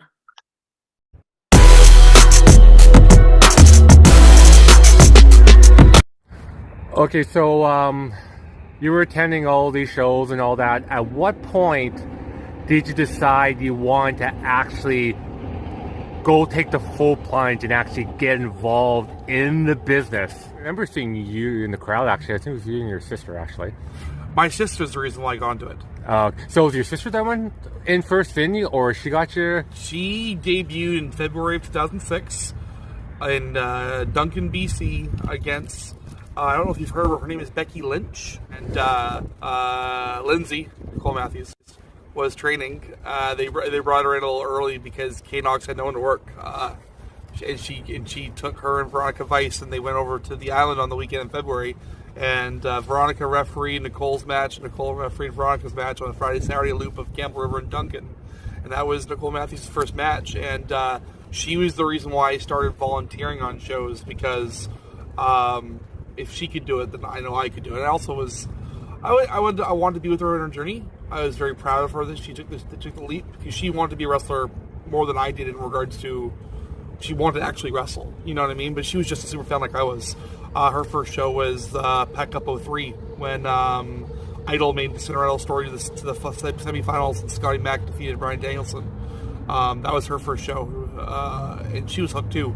But I started doing music because I went to Columbia Academy School of Broadcasting, so I knew how to work the sound, and that was more than people who were, flunky dropouts of the ECW school who knew how to work a discipline kind of. I was a little more of an upgrade for them, so they used me. They liked me. I was useful, and also as the backup ring announcer when Spider-Vest couldn't make it because he's got a real job like everyone else does.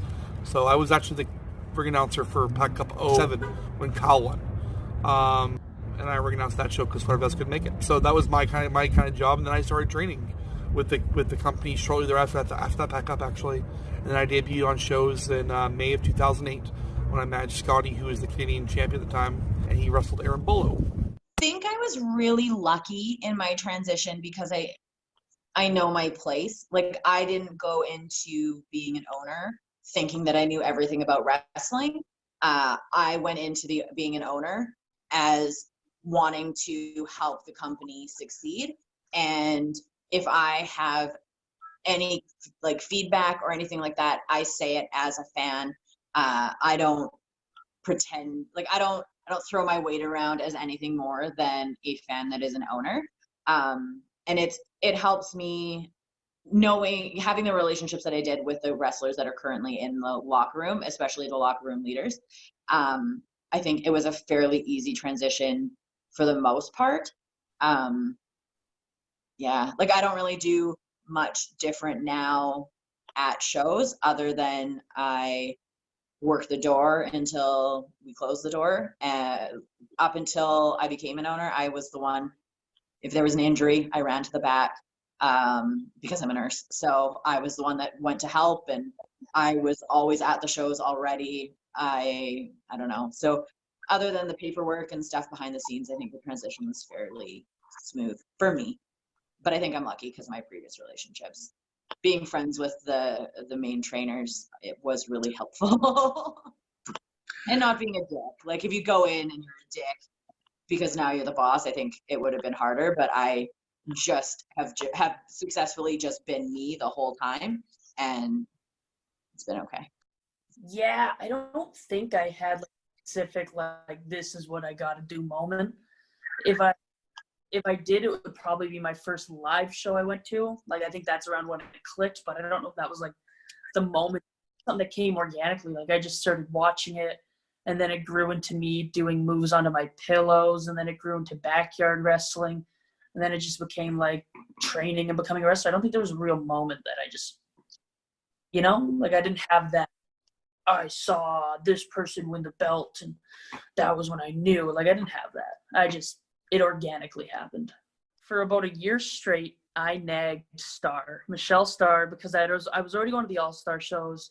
I was already helping with posters, and I did a tiny bit of ring crew, and I was already like messaging Starr like every other month, just like, hey, can I come now? And he's like, you're too young, you're 15. And I'm like, can I come now? And he's like, get good grades and we'll talk when you're 16. So I lied about getting good grades when I was 16, and he let me come watch a training with my mother so she could sign off on it. And then I started training, and my trainers were Michelle Starr and Matt Ecstatic. And then that school kind of shut down and turned into the Great Kasaki School. And then I continued my training with the Great Kasaki, Cobra Kai, and Nick Price. Yeah, part of a transition. There's a lot of wrestlers that like will frown upon other wrestlers being fans, but I never shied away from still showing my fan side. Like I still I support my wrestlers and I buy the merch, and like when I'm not wrestling on a show, I'm still like, you go to any show I'm not booked on in like the Lower Mainland, there's gonna be a 99% chance that I'm there watching it, or when I am wrestling before and after my match, I'm watching the show. Like I'm still a fan. I'm not going to like say, oh, I'm a wrestler, I can't be a fan. I still really enjoy the product. So I never really had to stop being a fan. I never really had to have that transition. 2010. And it was really CM Punk that brought me in. I grew up like a fat, shy, awkward kid. So him being the voice of the voiceless, the fan really kind of caught my eye and brought me in. And then where I'd say the peak of me being a fan, not the peak, but where I realized I was a really big fan was Punk versus Cena at Money in the Bank 2011. Yeah, after that, thought about becoming a wrestler for a while, but it wasn't until like 2015 where I really got into the idea. Motivated by my girlfriend, who said that I never commit to anything. So I thought, well, joke's on her, I'll commit to this. And here we are. I started with Lance Storm, so I moved to Calgary. And from Calgary, went to Nova Scotia and was out there for 6 months. Wasn't really training at the time, had a hard time breaking into the scene, ran out of money, came back and was training under Eddie Osborne on Vancouver Island before transferring to Vancouver and training under Artemis Spencer, Nicole Matthews, Tony Baroni. Yeah, you kind of have to change how you think about wrestling. As a fan, you can sit and enjoy the matches for what they're being presented to you as. But very early on, when I was training with Storm, he said you need to start watching matches as someone who is a wrestler and start breaking down why they did that, when they did that, how they did it, watch their footwork. So watching wrestling is not necessarily, I mean, it's enjoyable still, but it's certainly, it's a job now as well. So especially going back and watching what I did when I was getting into becoming a fan, watching CM Punk versus Cena at the Money in the Bank and breaking down the story that they built throughout, and then that match and how they formed that match and why that match really clicked with a lot of people, because I know I'm not the only one that really enjoyed that one. I never went to an independent show before I started training. There was a show I came across on Vancouver Island weeks before I left to go to Calgary, but unfortunately didn't make it. So yeah, 2 weeks into training, I sent the owner of that company a message being like, hey, I'm starting to train, so if you need anyone in your ring, an extra body, I'm there for you. And he needed an extra body, so I was there for him. So I came back after I was living in Calgary, I moved back for a month before moving out to Nova Scotia. So I made connections with VIPW at that point, made a debut match with them against Eddie Osborne. And then once moving back from Nova Scotia, that's when I really kind of dug into the island scene. So that would be September of 2016 is when I started on the island, really going with those two companies and then trying to come over to Vancouver as much as possible. The first real shot that ECCW gave me was in December of 2016, I believe. And that was at a Bird's Nest show against Eric Strange.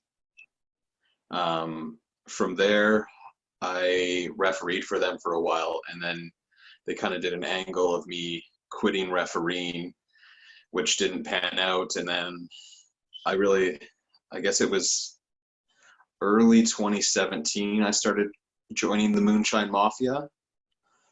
As far as like a first match in Vancouver, probably that one against Eric, which was in Pitt Meadows, I think in December 2017.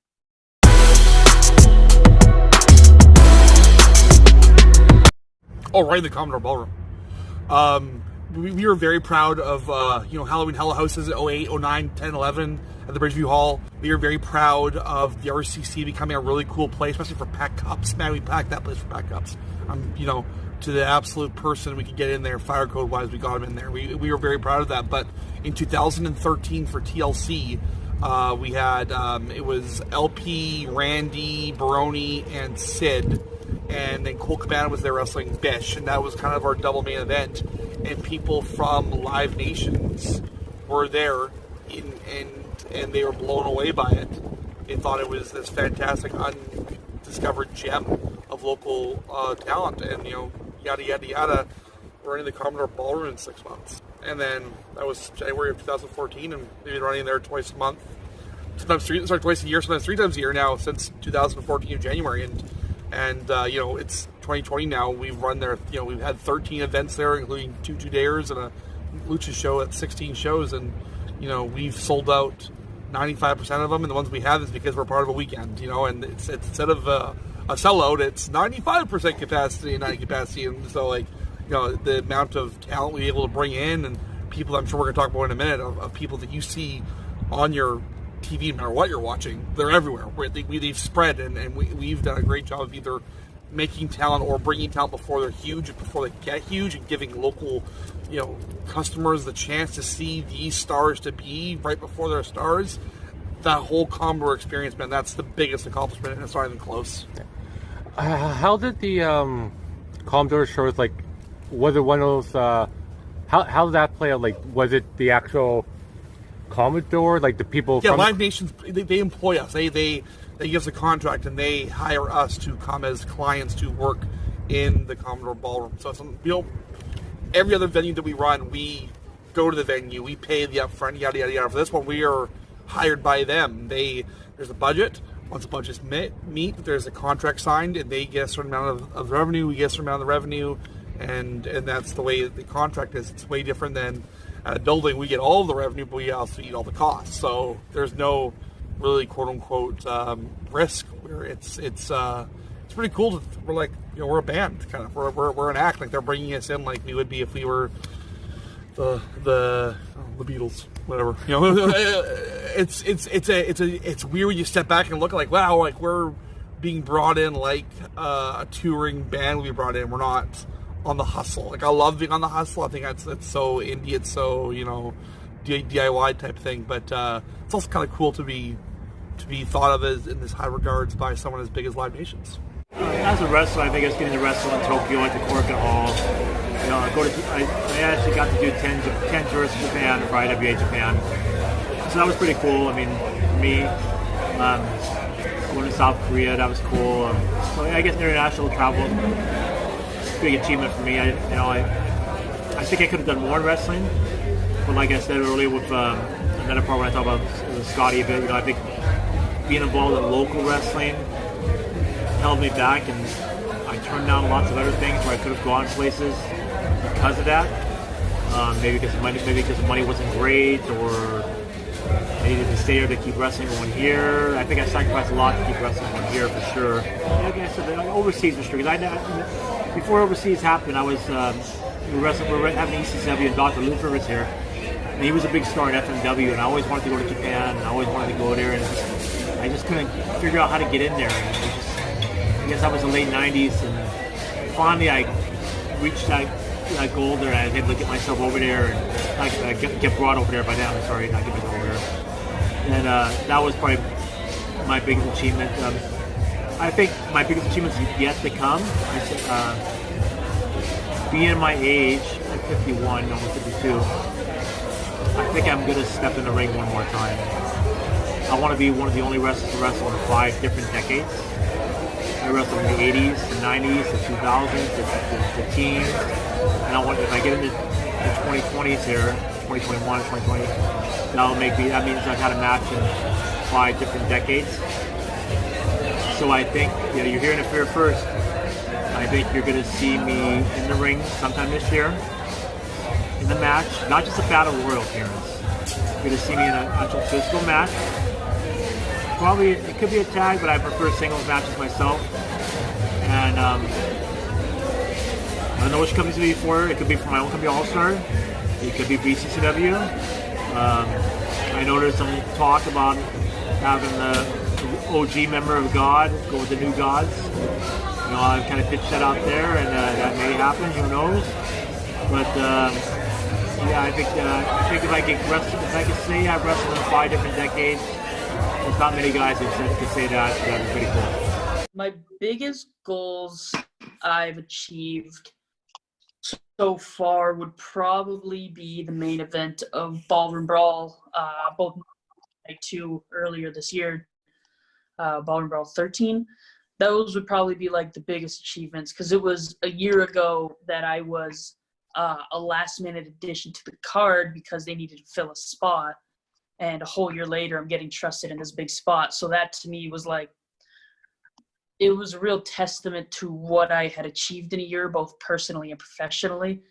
And my biggest goal I want to achieve, like where do I see myself, is just, I don't know, it's hard because I want to say making a living, but at the end of the day, it's also still having fun, like being 5-10 years in and still loving this. Like if I'm getting paid and I'm miserable, did I achieve anything, right? Like that's how I see it. So I think it's a combo of making a living and staying positive in this industry. I want to have a match at the Commodore Ballroom. I haven't ever had a match there. I've been involved with a bunch of them. I've been security, I've been just setup crew, so to have a match there would be great. I want to get to new territories, new companies, new states. I've done with Defy, both Washington and Oregon. I've wrestled with DOA and Without a Cause in Washington as well, but I'd like to start reaching down to the LA area. I have plans to go to WrestleMania in 2021, so that'll get me down there to start, and then hopefully shaking hands will help make connections and we can make something work, whether that week or in time after. As well as I'd like to get a handle into the Toronto scene of wrestling. I think outside of Vancouver, that's kind of the hub of wrestling in Canada. So to have people who know my name and would be willing to give me a shot out there, I think would be really cool.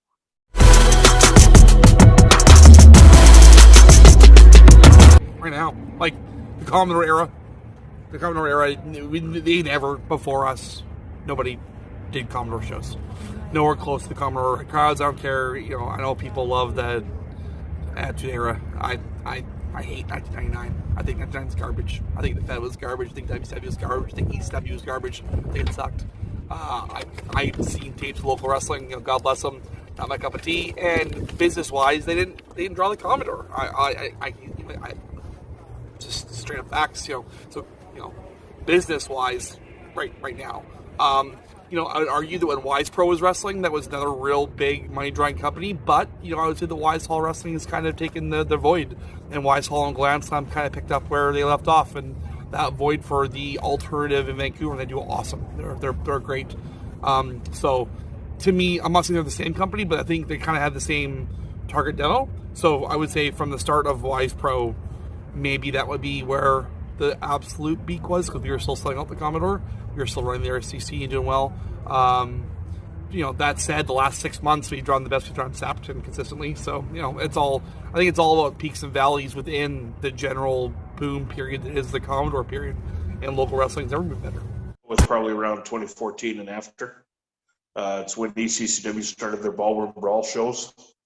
That really, I think, kicked things into high gear and really gave people a good thing to be tuning into. Halloween Hell was ECCW, I think, major, I guess, their alternative to WrestleMania.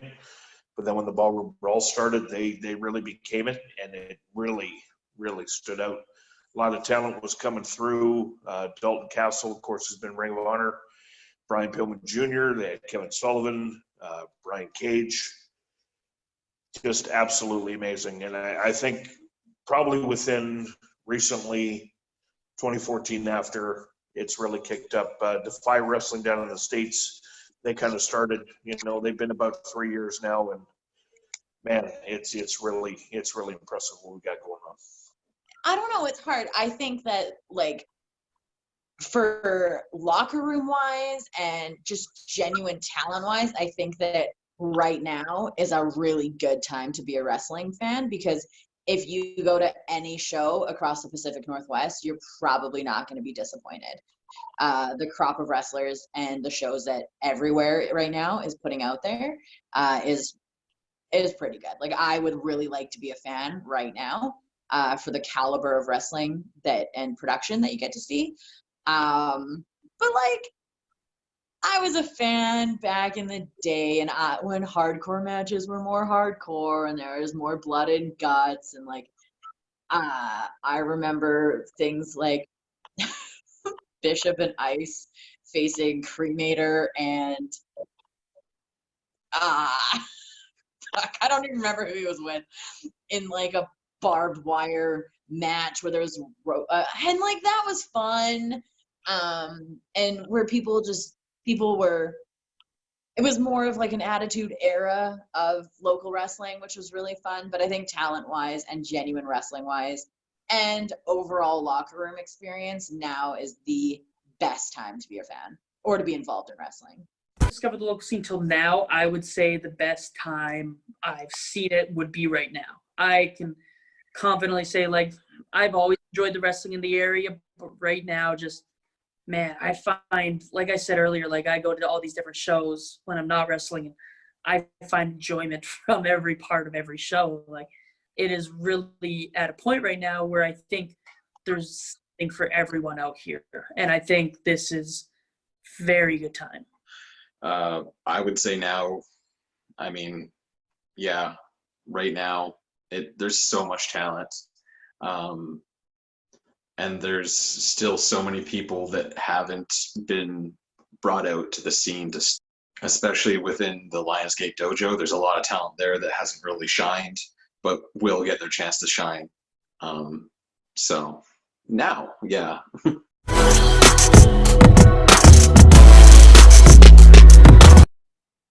Like, I'm so happy that the women's wrestling is finally getting what they deserve. I think that our girls are equally as talented and tough bitches as the men. Like, we've got some tough chicks in our locker room. If you were at the Commodore Ballroom, you saw 5, 6 women kill each other in the TLC match. And like, you wouldn't have seen that. Supergirls was an all-girls tournament, but it wasn't like a girls wrestling it out. Our girls are tough. Our girls are believable when they're taking on the boys. And I fully credit Nicole Matthews to the huge change in the local wrestling scene. I know for me as a fan watching on, when she tapped out Bishop in the Lion Tamer after body slamming him outside of the RCC, I was ecstatic to be a girl, to be a wrestling fan, and to just know that wrestling could go there. That was actually one of the first shows that my friends from work had come to, and one of them chased the action outside, and he came running back. He goes, "She picked him up, Alyssa. She picked him up, and she slammed him on the ground. She slammed him." And I was like, "Yeah, man, she did. Yeah." He's like, "She's a girl." I was like, "She's a fucking badass is what she is." And I think at that moment, like, it was, I fully credit that match and that feud really, really did a lot for women's wrestling in this territory, because Matthews went on to feud with Bishop, and they took it to the main event at the Commodore Ballroom, a guy versus a girl in a one-on-one match. So I think that from there, women's wrestling really skyrocketed, and you went on to see Cat Powers face, who'd she face first? Cat Power faced Pete Powers at the Commodore. There was Baroni versus Cat in the hair versus hair match. And I think that none of that would have been possible if Lindsay didn't have that feud with Bishop. And then I think women started coming onto the scene more after that, because in those days you had to have Nicole Matthews start facing men because there was no one else for her to face. It was just, that was around the time Veronica Weiss was out, Tennille was in the Fed, Penny Lane had moved back to Australia with Rick.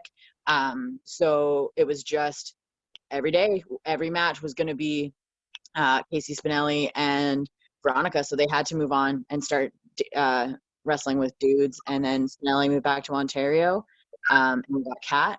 But still, 2 girls, it's not enough. And then when Nicole and Bish had that feud, I think women's wrestling really came around, and then girls started being more powerful and bigger influences, and you could believe them when they wrestled men. And then when they wrestled each other, it was tough, and I think that really changed women's wrestling in the local scene. And now we've got Bambi and Liza Hall, fucking brutal. They're amazing.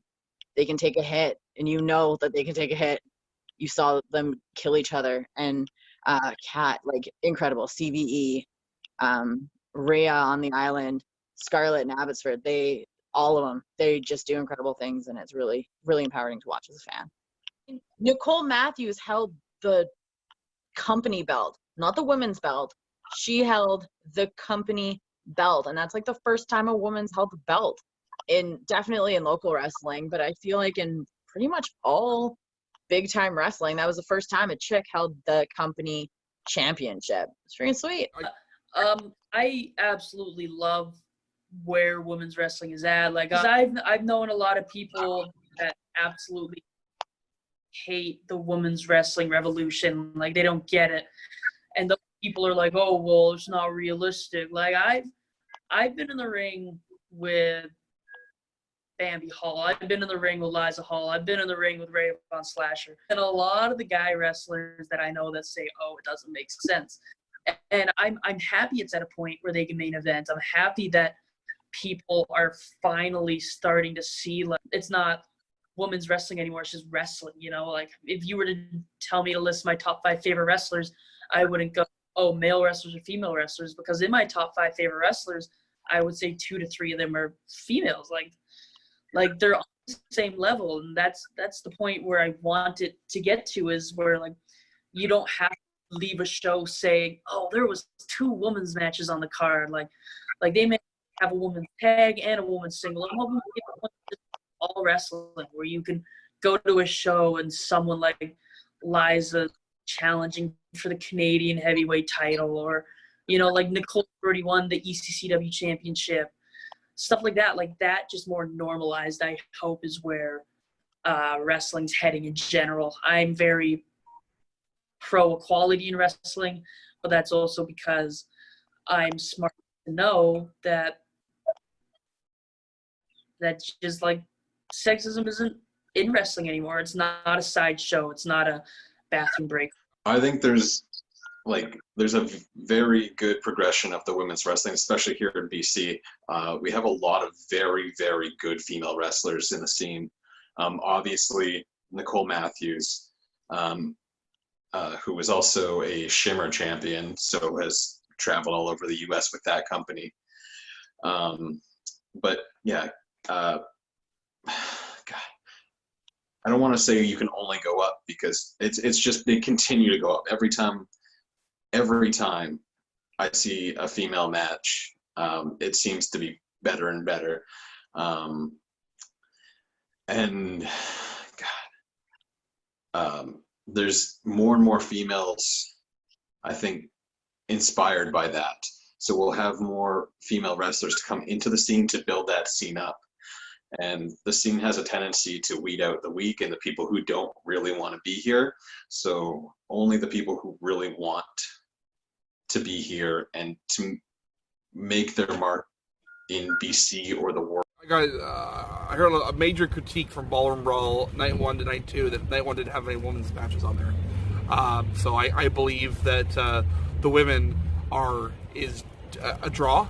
They are important to the territory, and we have the most depth we've ever had in our territory at this very second. For the longest time, it was Nicole Matthews, Veronica Vice fighting each other, with a third girl kind of coming in, coming out. Penny Lane was here for a bit, and then she got hurt. Tennille was here, aka Teal Dashwood, aka Emma was here for a bit, and then she was out. Casey Snelly was here, and by then Veronica had moved on. But you have 3, sometimes you have 4, enough for a girls' tag, but not enough to really have a lot of meat on the bones and depth for a great story. And now we do. You know, we have Nicole Matthews, Christina Von Eerie, Cat Power, Liza Hall, Bambi Hall, Rhea Von Slasher, Sloane, Izzy McQueen. That's just 8. And there's, Clammy Kate's trying to get better, and that's just the people that I can think of. The ECW, Kikyo down in America. She came up a couple months ago. She did well. It's a great place, and they're all working they're working hard. It's not like, oh, they're booked because they're women. No, they're booked because they're working hard and they're valuable assets to the company. It's just that it's part of the buffet.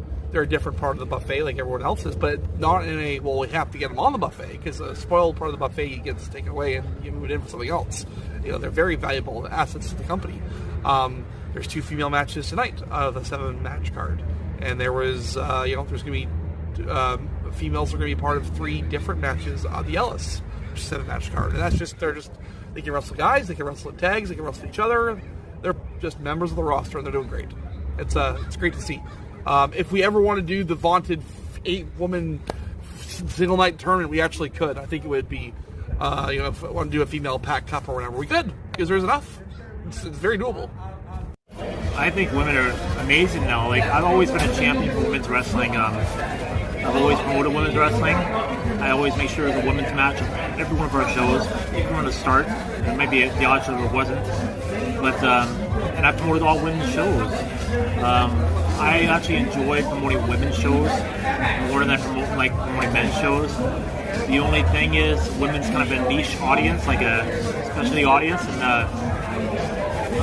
they don't draw as well as a show that has male talent on it. At least in my experience in Vancouver here.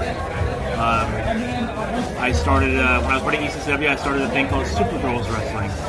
We did some all girls tournaments and stuff like that. We had Lufisto here, Natty Neihart here, Cheerleader Melissa. Her partner back then, I can't remember her name, but she's retired now. So this all girl thing started way back then, where we were trying to do feature to women's wrestling on the Super Girls. There's some tremendous female talent here locally, for sure. Nicole Matthews. Before Nicole Matthews, there was girls like Samantha Slides, who went to Korea. Buffy, who went to Japan and Korea. They came from here, right? They both moved on and retired. Samantha Slides still wrestles in Alberta, sorry.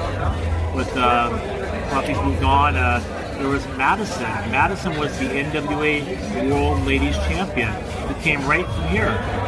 She was trained here locally in ECW, went on to win the world title in Nashville, and became a world champion for TNA, for NWA back then. So, I mean, a lot of local talent. Nowadays, you see girls wrestling against guys. It's really strong programs. Remember, wrestling is theatrical. It's theatrical. It's a show.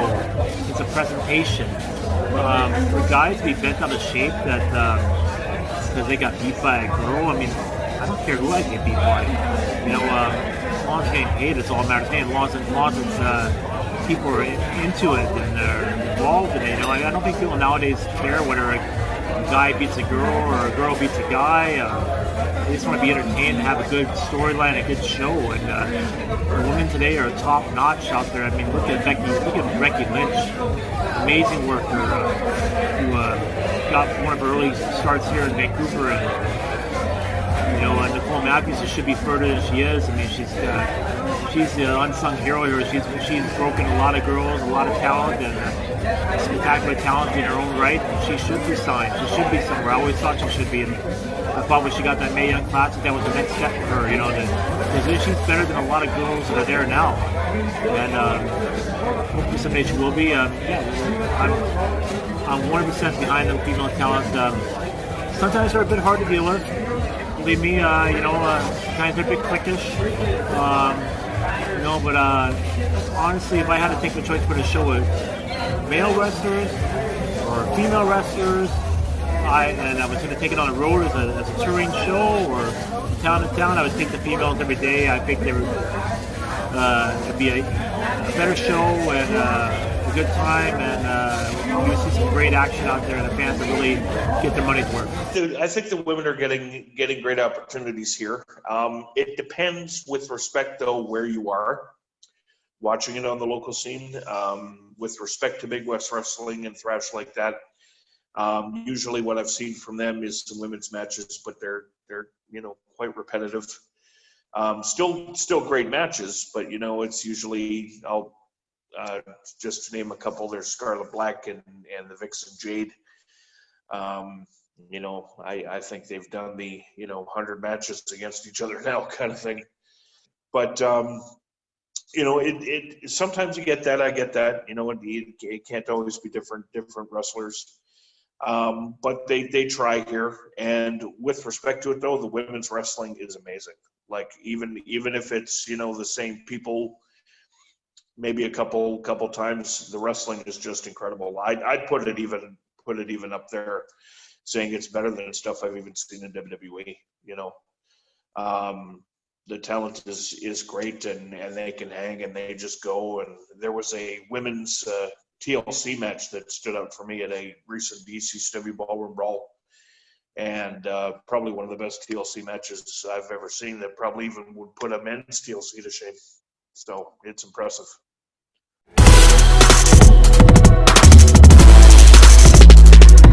Like right now, the top stars like would be classified as the present. Oh, well, probably the trainers I just mentioned. I think Artemis Spencer is the top guy. Nicole Matthews, top guy. Wiseman with Tony Baroni, Billy Swade, top guys. And then it's like the new crop kind of now blended in with them. So like Judas Icarus and Travis Williams are top guys now too. Beef Boys really ascended to that rank. And you can't forget about Ravenous Randy or a Bishop. It's really we're really blessed. You know, tonight after we do this, I'm going to our own show, WrestleFest in New West, and the main event that's Nicole Matthews and Christina Von Eerie. But the main event of the show after that at the Ellis is going to be Juice Icarus and Artemis Spencer, and then the main event, like, you know what I mean, and then the main event of Commodore, you know, had Beef Boy involved, and like I can go over the list of guys who are the main events of different shows, and it changes. You know, Ravenous Randy was in a bunch of main events in 2019, and so was, you know, I can go on and on and on. There's so many talented people that are on our main events. The Boros Twins, so many. Sharif, Jackie, they were in the main event of the last New West show. We did Grand Theft Gimmicks. So we're really blessed to have all these guys who are over and who are talented and who can put together main event quality matches. So then we are able to give a variety of different shows to our clients and to our fans. I know when I was going in 2001, I was going for two people. I was going for Scotty Mack. I was going for Aaron Idol. And those are the only guys I was really going for. And if they were wrestling a below standard wrestler, I was going to have a real shit show. And that's not the case anymore. You know, I don't have to. If Artemis Spencer's not here, we're fucked. We're not. If Artemis Spencer's wrestling in Defy, and he can't be here, it's okay. If I got Reloaded and Judas Icarus and Beef Boy wrestling for VIPW in May, which I do, and they can be on our show, it's okay. There's so many guys, and we have so many talents, we have matchups, we have so much storylines and feuds going on that I can focus when I have to focus. Like I don't need to focus on everything because we have so much guys. You know, obviously for the Ellis and the Commodores, you want the top, but like for other shows, it's good to get on. We have like 50 people on our roster that I like, that I want to use. You know, we can use 22 guys on a show, basically. So it's an embarrassment of riches. It's why I'm happy we're doing 2 shows a month, because, you know, we have this great school. We're graduating all these wrestlers, like over in the last year. You know, Sebastian Wolf and Draven Andrews and Matt Bronson debuted in August, and then since then we also had Evan Rivers debut and Parm debut, and I can go on and on and on. Well, where are these guys going to wrestle? I got to do shows. I got to get shows for these guys to get on, so the next crew can get on, and it's a circle of life. But if I don't have shows, I can't get them all on. But that's for talented guys that I'm not going to give you subpar shows either. I'm just going to give you a different show, a unique show, a unique spin on the last show. It doesn't feel like it's the same old, because it's not the same 10 guys and like 3 people getting rotated in for that last spot, which happens unfortunately in other places because of geography or talent around them. We don't have that problem, and we're very, very lucky. Main eventers aren't necessarily the best wrestlers. You know, if you're looking at wrestling as a whole, where it's technical ability, charisma, drawing ability, crowd relatability, connecting with the fans, the whole package. You know, you gotta think about that too. If you're saying the best wrestler in the ring, by far, hands down, Artemis Spencer. There's nobody locally better than him, and there's other up-and-comers like Judas Icarus, and who's amazing. Travis Williams, Beef Boy, all amazing wrestlers. But then you got guys like legends around here, guys who get the crowd going, who work them into a frenzy. They know how to work the crowd. They know how to get the heat. They know how to play up your emotions, and that's Nevada. Just to be the goodness. what is the ultimate babyface? You know, back in the day, the ultimate babyface in the 90s was Johnny Canuck. People loved him. They got behind him. They cheered his name. They went crazy for him. In today's wrestling, it's Thunder from Jalander. And it's guys like that who get the people emotional behind them. They may not do every high-flying move and every spectacular move you see on TV, but they know how to relate to the audience. So I can't give you the exact who's the best total wrestler, but like I can tell you specifically, like technically wise and ability wise, starting with Spencer, relating to the crowd wise, and getting heat and being an ultimate heel with Vance Nevada, being the ultimate babyface everybody loves and wants to get behind it. It's Thunder from Jalander. Artemis Spencer is one that really stands out to me. Whenever he's on a show, it's like definitely must go. Nicole Matthews, I'm a big fan of. Love her, yes. Scotty Mack, although currently right now he's not really in the ring, but as far as wrestling, but anytime he's on and doing something, it's entertaining. There's also a wrestler wrestles quite a lot for ASW. His name is Matt Ecstatic. I'm a really big fan of him. I do make fun of him sometimes with the Seth Rollins reference, but but in ring he's really great. And also a talent coming up called Beef Boy. He's really over with the crowd, and it won't be long, I don't think, before he kind of gets the John Cena kind of reaction.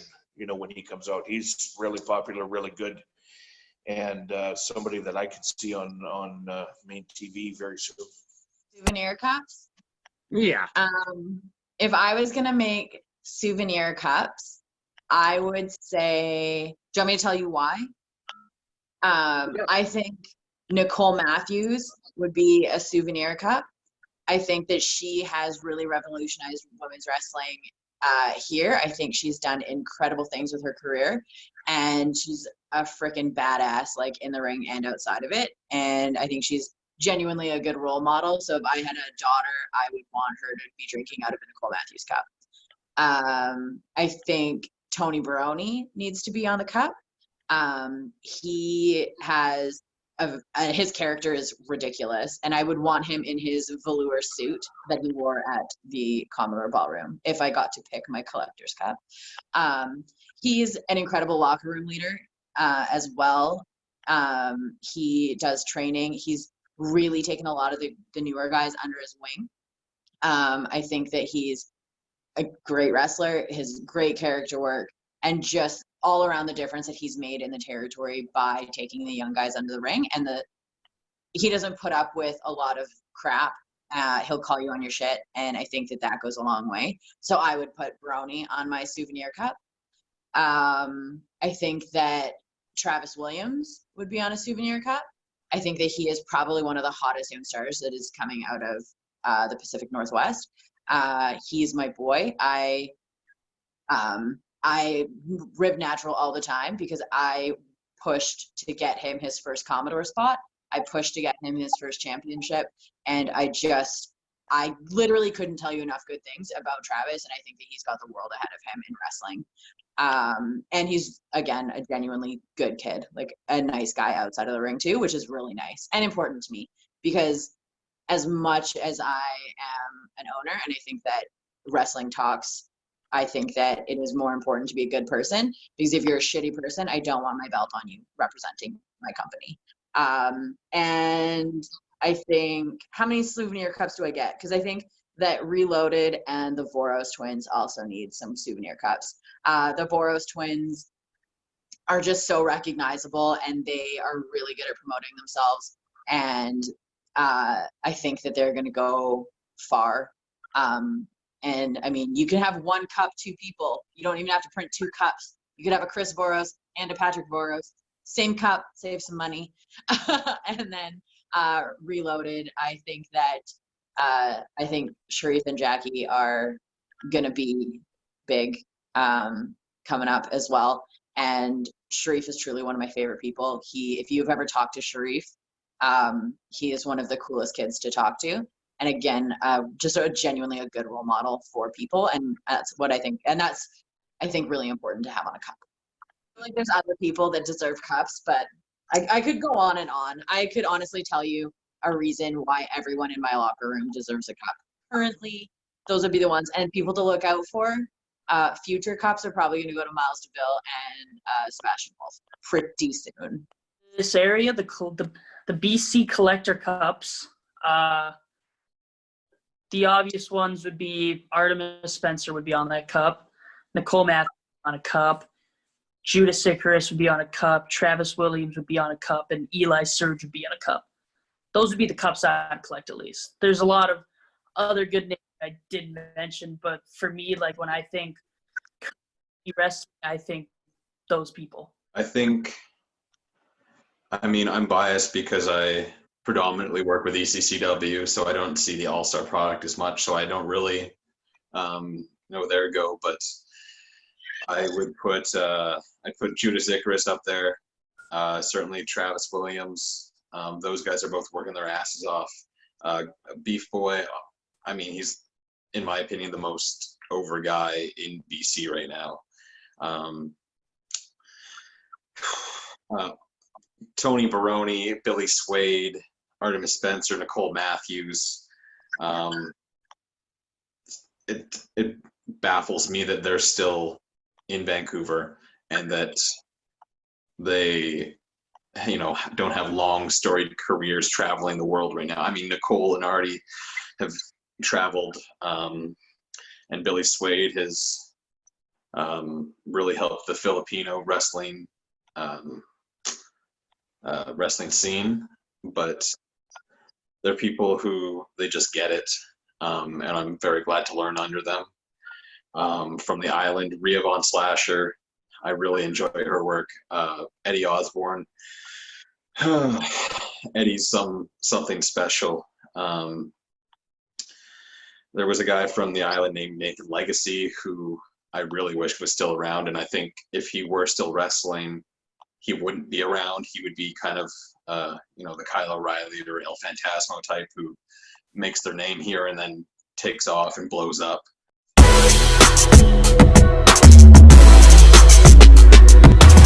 Opinion, like of the current landscape right now in the local scene, as right now we're pretty much almost at an all-time high for promotions. Yeah, there's six companies locally in the Lower Mainland, and there's 2 in the Okanagan, there's 2 on the island, and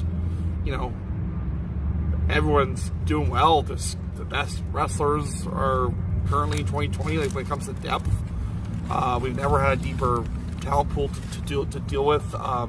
Never had more companies run in different towns, and everyone's playing nice right now, and there's no stupid politics, which is always nice because, man, it's a waste of time. It's such a needless bog down of the overall goal, which is to give the product the best possible shows. So yeah, everyone's on the same page that way. It's great, ECW has a great relationship with all the different companies right now, and we're all getting along, and all the workers are getting along for the most part. There's no dumb, you're always gonna have some egos involved, and people always get mad when companies don't book them or all that kind of dumb stuff. But you can't get past that. A company's always not gonna love a wrestler's not gonna always love every company. That's just how local independent wrestling is always gonna be. But for the most part, I think it's pretty awesome right now when it comes to that. Good. I think we got good variety in what we have. It's good for everybody that's around. BC, of course, is very huge, so it's good that there's wrestling locally. There's also promotions up in Kelowna and around there. I think it's a good scene right now, and I'm entertained. More the merrier, I say. Respect to everybody is as good as we're going to get. I think it's a matter of venues to be a part of. As far as bringing in talent, from with respect to the term the big time, except for bringing them in and getting more eyes. As far as the local scene, I think we're at the best it's going to be, but I'll take that all day, every day. They can't. I don't think it's going to get better than what it is now, but they can't make a mistake with what they've got. and I'll take it for the rest of my life. I love this stuff. It's great. It kind of is really good for wrestling and the wrestling scene because in the ASW days, even the ECW and WCW days, we were running the Okanagan pretty hard. We were running Kelowna, Penticton, and Vernon on a regular basis. We were actually running Penticton at the Trading Convention Center there, which is a pretty large venue. We were running Kelowna at the, not at the Rutland Hall, but the Elks Hall on Springfield Road, which isn't there anymore. We were running Vernon at the Rec Center, which is another big building. We were running some pretty major shows in those markets, and came to that point where with my job that I have now, my partner's job, Disco's job, we decided we're going to pull back. There was enough local guys up there now. We gave our blessing to the local guys up there. They asked us to. We gave the Okanagan to them. Said, hey, here it is. We're going to stop running here. Take it and run. Because we were going everywhere. We were going to the Okanagan. We were going to Prince George. We were going to the island and all this places. And let's keep wrestling alive. When we wanted to be successful, and we wanted to wrestle. We were still active wrestlers at this point. So we're creating work for ourselves, creating work for others, and having a great time. We had a great time on the road, an amazing time, times that we'll never forget. But it was time to move on in our lives and to settle down and focus on our careers in the real world, not the wrestling world. It was time to let other groups take over. So now that's where the Thrash and Big West Wrestling came from, right? That time period. And that's where we kind of left the island alone after the ECW days and ASW days. We do miles very much. And the VIPW was born, right? Over there, they decided the guys who were helping us before, like Cremator, and then they used to help us out. And actually, BJ Laredo, this is a funny story. People know him. We used to keep a ring on the island back in the day. And it used to be stored at BJ Laredo's dad's house. So his dad and his stepmom used to help with the wrestling a bit. And Laredo was just a little kid, then like a little tiny baby or like a little child, toddler. And we would store the ring at their house. So we had to take a ring across the island all the time. And before the show, we go pick it up, and do the show with it and stuff. So it's saved ferry costs. So yeah, so that's kind of like that's probably how BJ Laredo got the hook to wanting to be involved in wrestling, because he kind of grew up in it. His mom and dad helped WCCW a lot back in the day. And that was the WCCW days, and then. When ECW days, we took the ring across a couple of times. We were going to a lot of towns. And then locally, the scene is crazy here. There's always been two companies in the Lower Mainland. Before, when it was ECW, it was ECW and ICW, Tim Flowers. Then ICW decided to stop running shows and we just ECW for a while. And then I left ECW and became ECW an All-Star, right? And it's still ECW an All-Star. And then there's other offshoots like Slam and Rickshaw. We're kind of like variety shows with wrestling. They don't run a steady. They run like once every quarter type thing. So they're running once every 4 months, every 3 months. Yeah. We're ASW and ECW are running monthly events on a continuous basis. So promoting monthly wrestling is way different from promoting quarterly wrestling. If we pull back to run quarterly wrestling, I'm sure we'd pack the crowd every single quarter. And that may be our next step. Maybe we will go this quarterly wrestling. Maybe we'll just run Vancouver once every 3 months. Maybe we'll just run Surrey once every 3 months. Maybe that's the answer. Maybe it gives you more time to work on promoting the event. And now, and then when PPW came alive in Abbotsford, Deeds asked us if we minded if we ran at Abbotsford. We said, no, go ahead. We weren't running Abbotsford anymore. We ran Abbotsford for a good solid for years and years. And we were happy because we were getting the ring rent in Abbotsford. So we were actually making more money renting the ring, because Abbotsford was always a loser most of the time. We were actually making money in Abbotsford now, renting a ring to the company out there instead of always losing money in Abbotsford. And we were still part of the show. So PPW and our relationship has been great. Royal City Wrestling and our relationship has been great. Another place, we just go, we rent the ring to them, the company makes money, they have their show, our guys get used, everybody's got some used, it's great. Glam Slam, we rent the ring to them, right? We did. We stopped right in there. Our last Glam Slam was the last show for us, and we decided to take a step back with Glam Slam. So, yeah, it's actually the boom in local wrestling has been good for everybody, I think. I think it's beneficial for locally to have all these promotions. I think that having multiple promotions, especially a little bit further away, it gives the wrestlers an opportunity to work in front of different crowds, because our fans aren't the same as Okanagan fans, and I can only assume they're not the same as the Island fans. And I've been to Defy. We're not the same as Defy fans.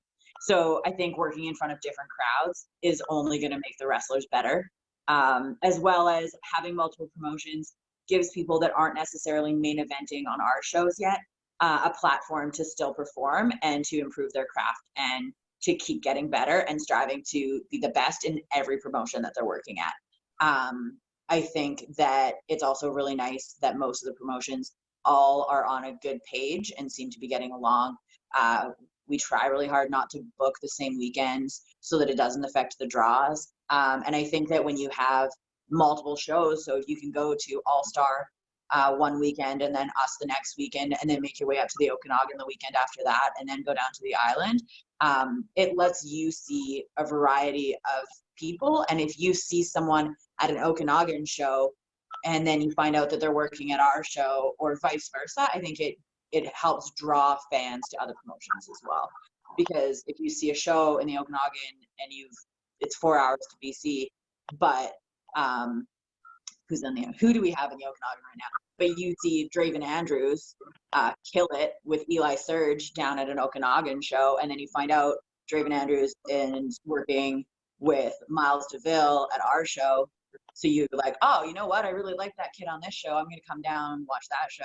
Now you see our show, and then you find out Miles DeVille is teaming with friggin' Sebastian Wolf down at WAC. I'm going to go down there. So I think it helps give fans an opportunity to get to know the wrestlers and find out what they like, and then gives them a breadth. So it's good for, I think, everyone's business to have everybody working multiple shows. We got a very good amount right now, especially with how kind of separated they are. Like, you got two companies on the island, and when they're running full time, you got wrestlers on the island wrestling basically every weekend. You got two companies up in the Okanagan. Three if you count the occasional Invasion show. I don't know if they still run, but the Okanagan wrestlers wrestling basically every weekend between Thrash and Big West. CCW is going to be running twice a month, along with a show a month from Pacific Pro, along with a show a month All-Star. Like, people in this area being able to wrestle every weekend. And then you have down over in Washington, you have Without a Cause, and you have and you had 3-2-1 Battle, and all these shows you could be wrestling every weekend. I think a lot of the shows are still very much different with rosters and wrestling styles, but I think it was a real healthy point of continuous growth within the area. I don't feel like it was too many, but I don't feel like there wasn't enough. I think if it were the same people working the same shows in the same area, just under a different name, it would be an issue. That was something that I felt I ran into on the East Coast, which now has really changed as well. But with how many people are hungry to get into wrestling, how many people are willing to train young wrestlers and help them get better, I think having a lot of shows benefits everybody. If you're a wrestling fan, it's more options to see it. If you're a wrestler, there's more places for you to work. There's more opponents for you to work. If you're a company, you don't have to worry about running the same city as another company and getting all kinds of trouble for it, like what would have happened in the past, possibly. I mean, we don't want to have 7 companies running out of Vancouver, but I think right now, with how large Vancouver is and how the companies kind of take their own certain areas and no one really runs the same buildings, I think right now is a really good time and a good amount of shows.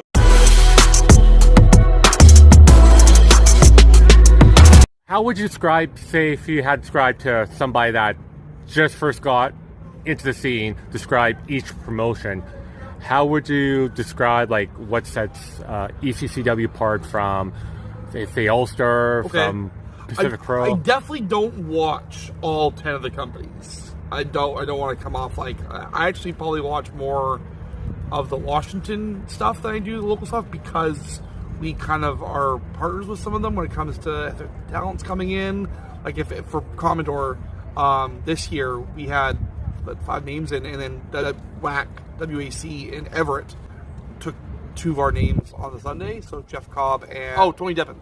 Those 2 guys did our show Friday, Saturday, and then Sunday did WAC. So I kind of am prepped down Prestige and WAC and 321 into 5 because I know that there's a chance, and I've worked with all 4 of those guys on a talent doing both of us on the weekend. So since I'm involved in that way, I kind of know a little more of their product and kind of what their theme is. Up here, it's not the smartest to share talent on a weekend because the draw gets hurt. And that's just bad business. That's not anything personal for the companies. It's just not smart. Unless it's on the island. So, if I had to say, I would say that VIPW is probably the closest thing to ECW in 2020. They do a lot of hardcore matches. They do a lot of blow-offs. They cater to that type of fan who wants to get a couple drinks with them and go see hardcore wrestling. So I would say they're kind of, that's more what they're going for. I think that's what Thrash is going for as well. Big West is going for a little more what ASW is going for, which is a little more family friendly, and they're targeting kids and groups. I think PPW is doing that as well, so they're kind of all in that kind of triangle. We're kind of like NXT or AEW. We're trying to take the best of everything and mold it into some one molding pot because we're running the Commodore, but we're also running Sapperton, and we're also trying to run the Ellis in Vancouver. So we know that we have different venues that have different things. So we have to be more well-rounded and more averse to different types of styles because we have to book our shows accordingly to the crowd we go to. And I think the other companies kind of have a little more of an alley and stay in their lane and go to certain target to have all their venues kind of the same way. I believe. Don't misquote me. Don't get mad at me. Don't at me. I'm pretty sure that's how it is. I know that's our philosophy. Our philosophy, though, is to be the most well-rounded local option. So we're like a buffet. No matter what you like, you're like something. You're going to leave what you really like match 2, match 4, because that's more me. Match 3 isn't necessarily my cup of tea. I didn't hate it. It just isn't what I'm coming for. I'm coming for match 2, match 4, so to speak. All-Star Wrestling, they're a great product, but they're very old school. You could tell in the fan base, it looks like, the crowd from the very early WCW days and stuff like that, kind of an old school kind of crowd. ECW reminds me of ECW. Very, just impactful. The crowd is right into it. They're just really gung-ho. Pacific Pro Wrestling, it kind of reminds me of NXT. Pacific Pro, there's a lot of new talent that I see coming through there. Actually, an ECW referee has been actually wrestling in Pacific Pro lately. His name is Parm. I'm a big fan of him and stuff like that. So it's quite a variety of stuff. There's a group called Defy down in the States that I really enjoy. Yours truly, of course, running this interview here took me to it, and I've been a big fan since. And that really, to me, looks like NXT. The crowd is just absolutely nuts. I can picture Triple H in every show, just sitting there scouting for talent. And Big West up in Kelowna and stuff like that. They're great, but it's only a certain number of wrestlers I see. The cards are very similar, and it's a lot of the same wrestlers, but it's great up and coming talent, irregardless. Great matches that I've seen. I've yet to attend a physical show live, but from what I've seen on YouTube, man, I'm missing out. I gotta get up there. I try really hard to go as a fan to a lot of other promotions to see their shows as a fan. Just because, like, owning ECCW, when I go to our shows, it's kind of hard to be just a fan because I'm worried about everything at the show. So I do try really hard to check out the other promotions. I have not been to an ASW show in a while. I don't really know. But if I was going to say what the differences are, I would say that I think, from what I remember, All Star is very is more character based. They do a lot of things where they have bigger characters. I'm gonna say more old school characters, where they have like a character and they're gimmicky, whereas our wrestlers don't necessarily have a character that they're trying to get over. They're trying to get themselves over with character traits. It's kind of like the difference between El Phantasmo and LP. So El Phantasmo used to wrestle under a mask, and that was his character. And then he got demasked and then became LP. And the LP character is really just a very good worker that sometimes smiles and sometimes a dick. Whereas El Phantasmo was a Mexican and he was a luchador, none of which were a real thing. So I would say that I think for me, what the difference would be is characters are more predominant in All-Star versus us. It's like Big Boss Man versus Bret Hart. So like Big Boss Man had a character and could wrestle. Bret Hart could wrestle and then had a character. And I would say that's kind of the difference. Like the Rickshaw Theater, they are very character. There's no storylines really throughout it. Each match is a storyline amongst itself, and it doesn't go from show to show. So it kind of depends if you plan on being a long-term fan or just want to go to one show. Because I thoroughly enjoyed the Rickshaw shows that I've gone to, and I would recommend going to a Rickshaw show. But if you want to carry on like a weekly storyline, that's not necessarily the one you want to go to. Put it as, I guess I'll go with 3. VIPW, which is my home, I'll say they're probably, I want to say they're like an ECW kind of vibe, because you look at VIPW and they have so much good, insane, edgy product and like hard hitting stuff that goes on. Like if you want intense wrestling, you go through VIPW. If you're a fan of like the old school scene of like the Gene Knitskis, the Don Leo Jonathans, you want to go All-Star Wrestling. Like if you like that old school real, if you want to go to a show to get worked and entertained, like you want to have a full-blown interaction with the wrestlers, All-Star is your best bet, because they thrive and they really represent that old school wrestling, that old school vibe, if that's what you're into. An ECCW I would put as probably the most indie company. There's a lot of very old school tendencies in ECCW as well, but I would put them as the very indie wrestling, the very modern, what you would see on a High Spots or an IWTV, or what is indie wrestling. You would think ECCW, at least that's how they're very work rate eccentric, very fast paced. I think that's very that type of wrestling.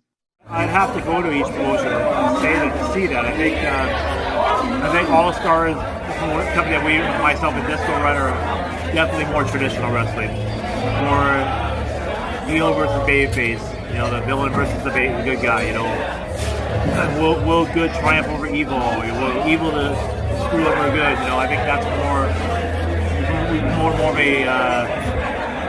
a slower walking and talking, working the crowd style that relies on the basic traditional way wrestling's been done for the last decades, you know, from the 70s on. I think ECW is probably more modern wrestling, more probably quicker.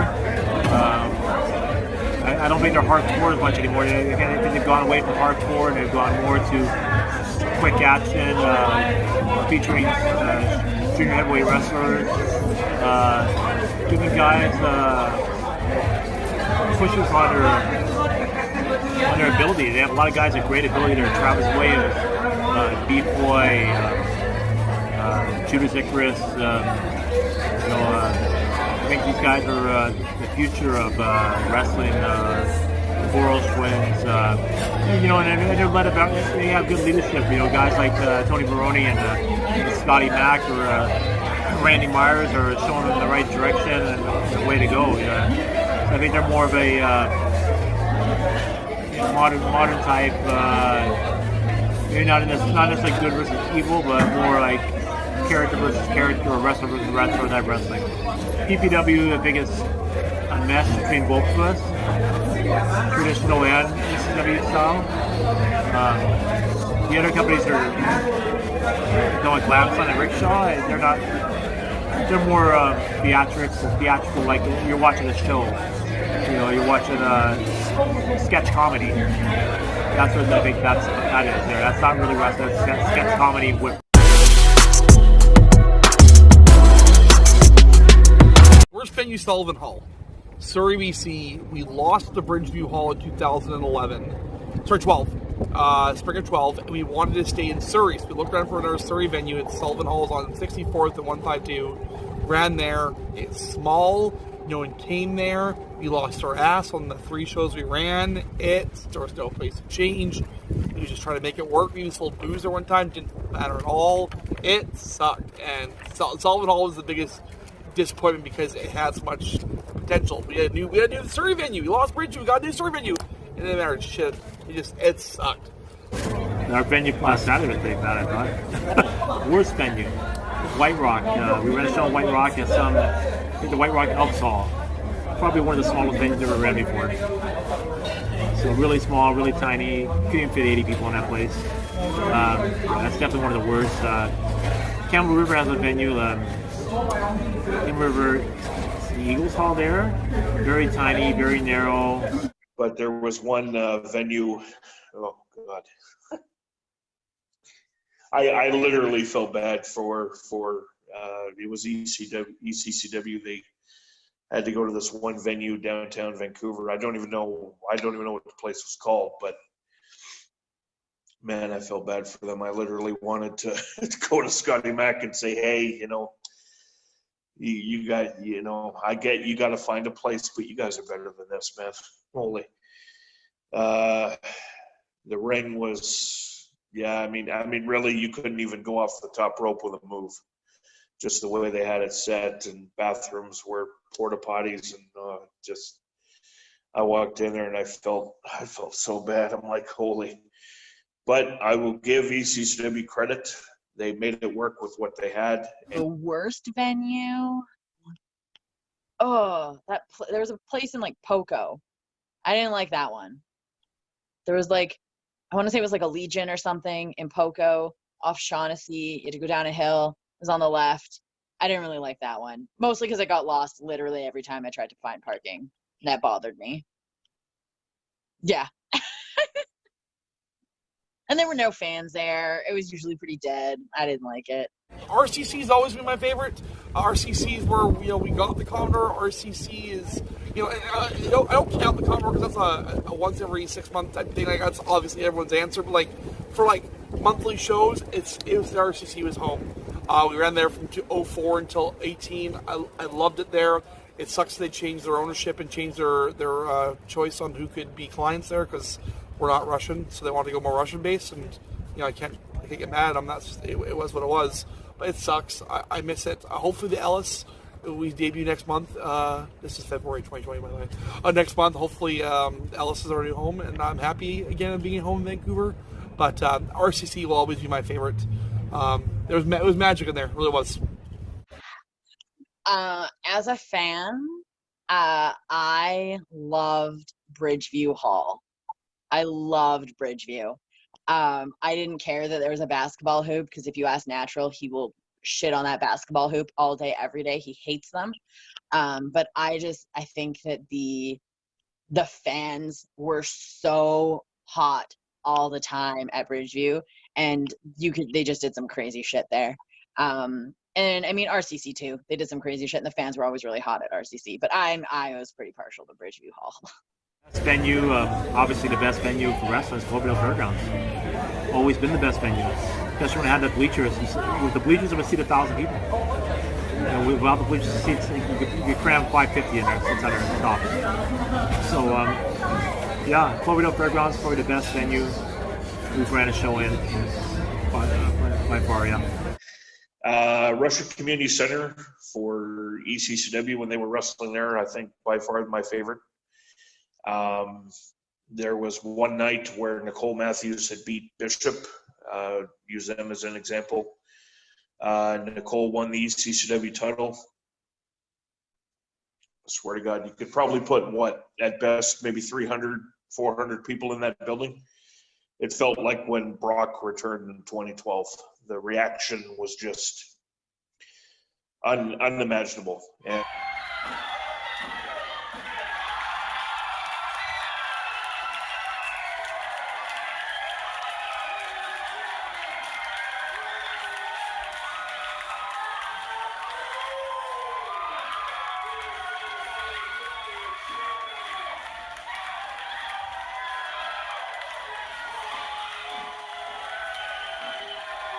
And they've had quite a great array of shows, and it's been really good. That by far has been my favorite venue. Not really a big fan of the parking around the venue, but the venue itself is awesome.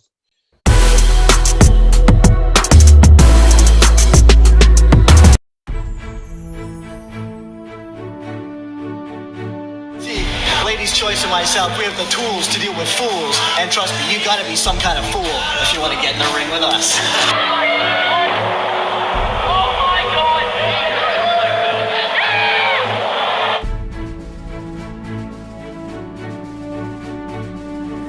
You did a bad thing, brother. You sneak attacked me when my back was turned after a lot of prejudice and all wrestling.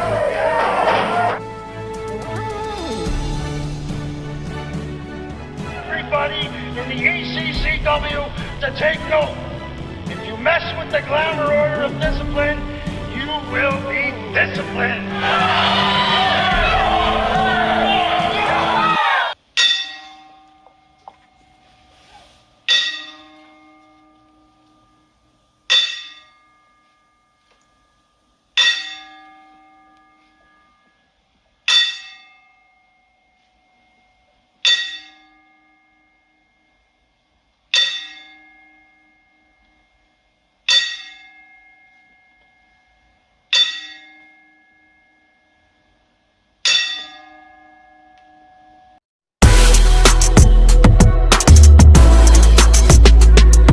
Mount Rushmore for the Pacific Northwest, who would the 4 people you would choose to be on there? Me. I'll probably the biggest one, right at the front. Everyone would love that, right? I give myself. We're gonna go Nicole Matthews. Nicole Matthews, her training, her breaking the female barrier of being a heavyweight champion in 2014 was a money-making storyline. It was breaking the walls down, for lack of a better term. She's a pioneer. So we'll go her. We gotta go one person who started it all. So I'll go Star as the godfather, so to speak, and then you gotta go Scotty. Scotty's the biggest local main state star, and he always will be. He is synonymous with this territory. There's a reason why people want his face on the face of the truck, so to speak. So talking about just pioneers of the territory, it's gonna go me, Star, Scotty, Nicole. If we're talking about like best wrestlers, then it's Kyle, it's Artemis, it's probably El Phantasmo with Nicole.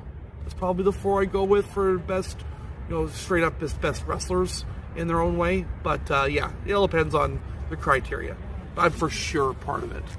I would have to say, I'd put Michelle Starr on there. I think that he started the territory. Really, he started the company. His career is phenomenal. So I would put Michelle Starr on the ECCW Mount Rushmore. I would put Scotty Mack on the Mount Rushmore for everything that he's brought to local wrestling. I think he is the most decorated superstar in ECCW for a reason. He's an extremely talented wrestler. He is very charismatic, and he has done so much from a wrestling standpoint as well as an ownership standpoint. When he took over the books, I think wrestling here definitely changed. And I think that during his time as an owner, wrestling here has changed immensely. And he was integral in bringing wrestling to the Commodore Ballroom. So I don't think you can have a Mount Rushmore without him. I'm going to say Artemis Spencer needs to be on this.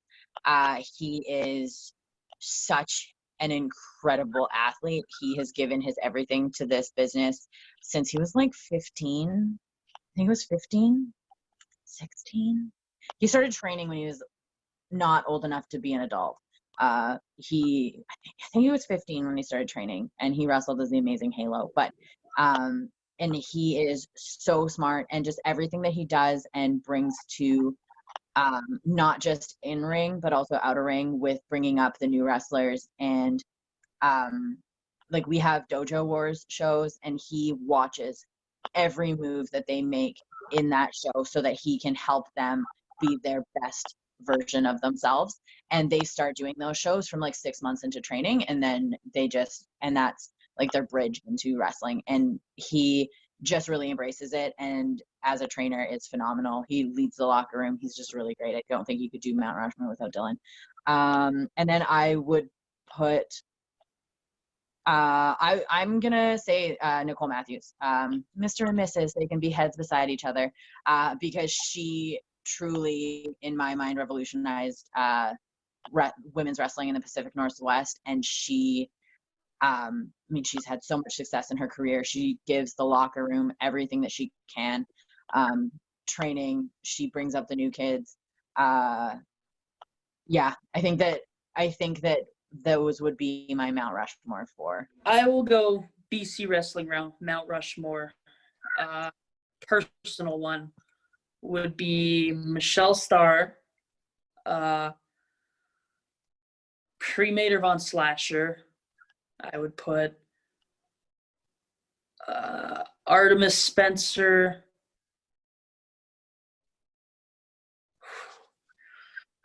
I think for personal reasons, I would put Billy Swade, just because I think he's a really unsung hero in the territory. And I think wrestling-wise and training-wise, he does a lot more than meets the eye for a lot of people. So I think, not to disclude anyone, like there's a lot of people that don't immediately come to mind that obviously have done a lot for this territory and the scene, all the wrestling. But when I think of 4 people that have affected me and the territory, like both as a whole, it would probably come down to those 4. Nobody in the modern era. Nobody. Gene Kiniski, number 1. Don Leo Jonathan is number 2. That's what 4 right there? Wow. Kiniski and Don Leo for sure.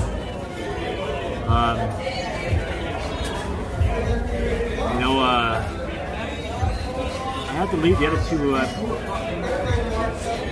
can't think of any modern era guys that should be in the Mount Rushmore.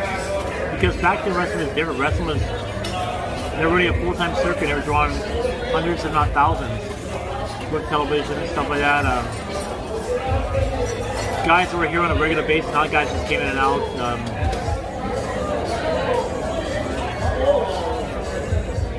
You could put Dean Ho up there possibly. You could put Eric Froelich up there. But definitely for sure, 2 I'm going to stick with Kiniski and Don Leo Jonathan. Well, you put Michelle Starr there, number 1. Yeah. With what he's done for the local scene, man, hats off to that guy. Scotty Mack, he'd be there. Much respect to him. He, what he's brought to the local scene. God, amazing. I gotta give Danny Deeds some props. I think he's up there too. He started his PPW. He's been doing a lot of local wrestling as well in other groups. but he's very well respected, and I really respect Deeds a lot. He's also joined my Millennium Pro group. That's not a plug, I'm just pointing that out. Yeah, he's great. The fourth, I'd probably give Marty Sugar. He's done Big West and Thrash up there, and he's really taking care of that talent up there, bringing them up, seeing them as the next future stars. I really respect what he's got going. Him and I were a little bit of mixed opinion when I first started my fantasy group, Millennium Pro.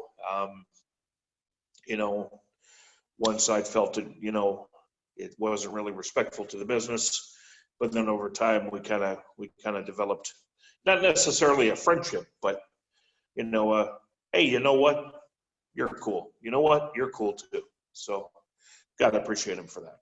Started off, everyone has to give props to Michelle Starr. I think without Michelle Starr, there wouldn't really be wrestling as it is in Vancouver. So I put him there. I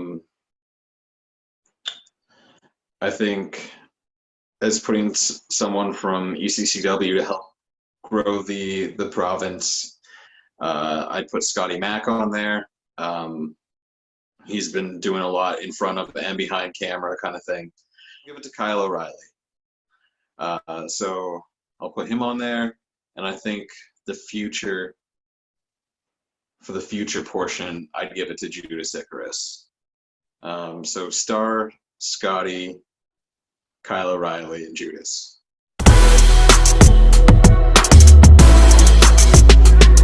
Like I said, with a lot of promotions kind of uploading their stuff to streaming services now, I think a lot of eyes are coming to the product, and everyone I've heard that has come in, especially for the Commodore Ballroom shows, has talked positively about the scene, the people they worked with, the fans.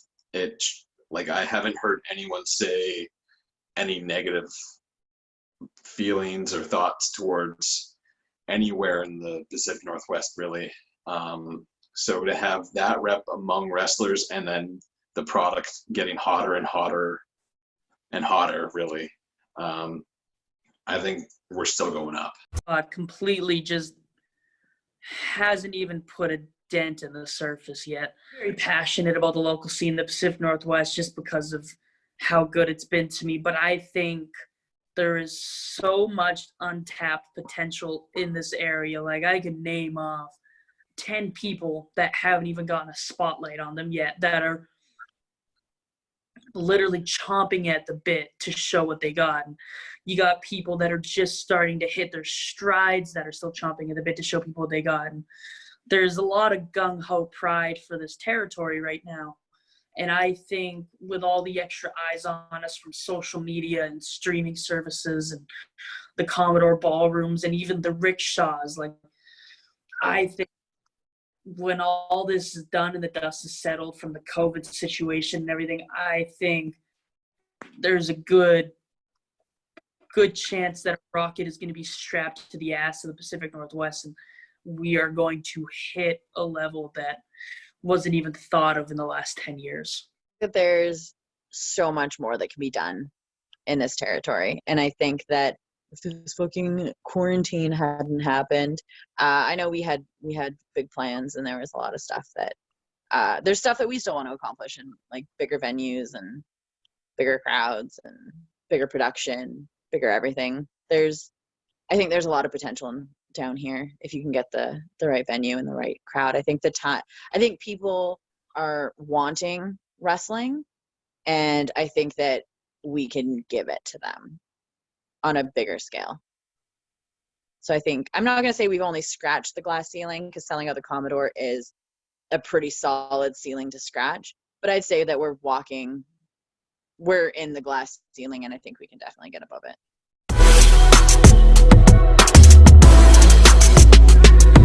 Let's clarify though, I've had a few drinks now. Yeah.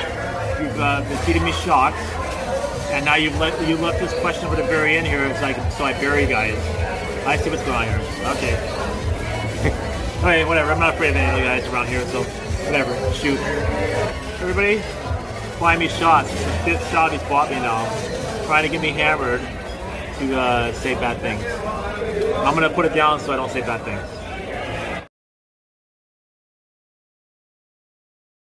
You know, Tim Flowers, when I was a kid in California, I used to go to the store every week to get the wrestling magazines. And Tim was wrestling in maybe some territory back then. That's when they saw territory wrestling. He might have been in Kansas City or something like that. I saw his picture in the magazine. I thought, oh, that guy's got a pretty cool gimmick. And I read about Diamonds and Flowers, and I thought, wow, he's a pretty cool guy. And then when I came to Canada in '88, I actually got to meet Tim Flowers and become his tag team partner, and we had some good times. We had some bad times. We even lived together for a while. We moved on. We became competitors or opposition promoters, and we had a lot of bad blood then, and a lot of heated times. But I never lost any respect to Tim. He's never lost respect to me, as far as I've heard. He speaks highly of me, and I will always speak highly of him. He was around in wrestling where there was places to go and territories to work, and he lived the dream. And he's 10 years older than I am, so sometimes I wish I was 10 years older too, so I could have got to live that dream like he did. Definitely an asset to any wrestling company back in the day. Hard to deal with, hard to handle, but a great worker. Great and good and awesome in the ring. Knew how to tell a story. Knew how to work the crowd. Knew how to get heat. I'm glad that we were back to being friends again today. Oh, he fucking hates me. He fucking hates me. I don't care enough about him to hate him. But he loathes my very existence. Tim Flowers. Controversial is really probably the best word. Like you said it. I think that Tim Flowers is controversial. If you ask 8-year-old me, I would say he's a star because 8-year-old me was a big Tim Flowers fan. But wrestling promoter me has just heard way too many stories from my locker room of him mistreating them. Controversial is a good word. And you can tell him that too. I ain't scarred. Another good word for him would be old school. I think that the way he was more accepted in the old school locker rooms. But things have changed, times have changed, and I don't think he has.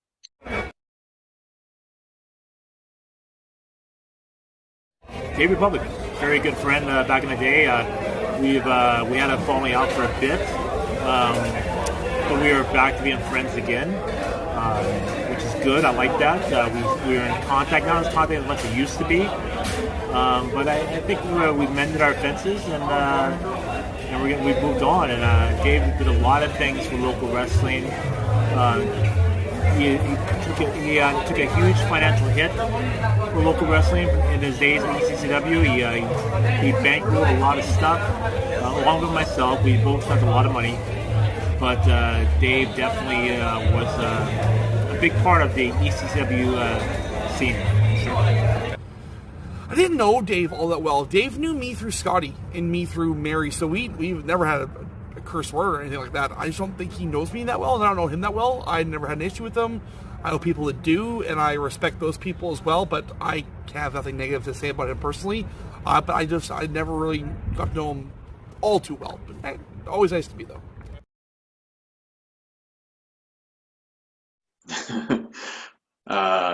Stole Judas's entrance at Commodore. I like to rib with him, so I guess if I were to put one word to it, I guess I'd give him brains, because he's behind a lot of the booking that happens. So. Dick. The Natural is a dick. I tell him all the time, my best friend is Jeff Duncan, and he is a great guy. The Natural is a prick. He is genuinely just a dick. hate the natural. What? The natural. Butch Reed? Natural? You talking about Butch Reed? Are you talking about the natural Don Callis? Natural Don Callis is pretty cool. No, I really haven't met him too much, but he had a good run at Winnipeg and stuff like that. And then Butch Reed, the natural Butch Reed, when he bleached his hair in the WWF back in the day, he had a great run. Like, it was awesome. It was like Sweet Daddy. Remember Sweet Daddy Siki? That's what the natural Butch Reed was. His character was to be like Sweet Daddy Siki, so that they bleached his hair and stuff like that, and they called him the natural. Yeah. Are you talking? Wait. You know what the natural locally? Jeff. You know, Jeff and I have had our differences. Jeff, he should actually thank me for how many times I saved him from being beat up back in the day. But no, we won't go there. But you know, Jeff has proven his durability. He's been booking ECCW with Scotty for a long time. They're doing great business.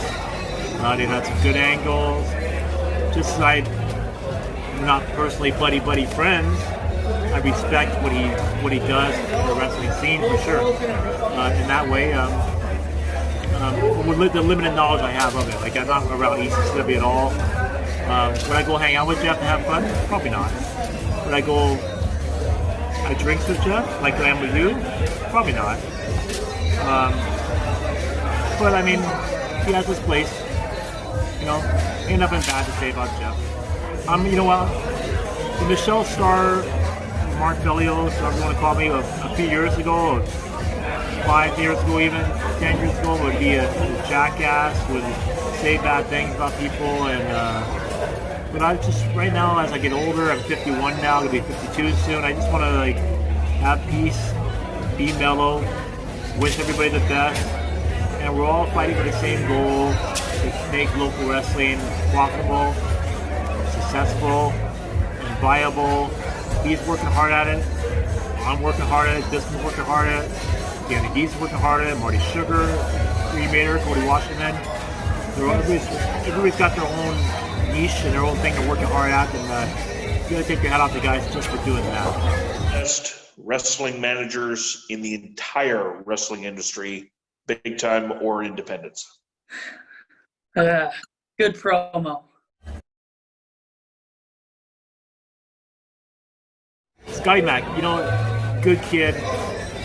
Came to BC, Alberta from Mat Rats. We kind of gave him a tune-up course in training. He had very limited training in Alberta. We gave him a tune-up course in the House of Pain. And he had such a great look, $1 million body. He learned everything so quickly. He was a natural in the ring. I still think he could have went further. I think probably taking over ECCW was like it was for me, becoming the local promoter, being a local partner, and kind of hold your own career back. You know, you get focused on wrestling here and making shows go here, but you forget about, well, wait a minute, what if I just leave and go wrestle somewhere else? Become a star somewhere else and move on from territory to territory, or province to province, city to city, you know, and make my name for myself out of here. And I think that's what Scotty should have done. I think he has the talent. He should be where ELP is now, where the Bollywood boys are now, where Kyle O Reilly is now. That's where Scotty Mac should be. And I think he had the talent, he had the ability, and he put the local scene first, which I did too. And you didn't think he had off the guy for that. Like, his love for wrestling, local wrestling here, and being the guy, but being the wrestling and going and building ECW. I mean, you know, that's a great thing he did. But I think he sacrificed his own career doing that. I wouldn't have been where I am without Scotty. Scotty became my friend in 2005. He befriended me when a lot of the wrestlers thought that I was just some stupid fan and know what he's talking about. We became friends instantly. We've been friends for 15 years now. I wouldn't be having the fun I'm having without him as a partner. I wouldn't be as successful without him as a partner. I like to think that we know where each other's strengths and weaknesses are. We kind of don't really have to find job titles in the ownership group. We just know what we do and we do it. You know, he lets me strive what I do. I let him strive what he does, and we're a great team. wrestler in the Pacific Northwest not to be full-time in WWE? Charisma. He is a charismatic son of a bitch. Legend. And Scotty Mac Blue. I mean, the first thing that comes to mind is Super Kick. 51% majority owner. I mean, the guy's most decorated wrestler in Pacific Northwest.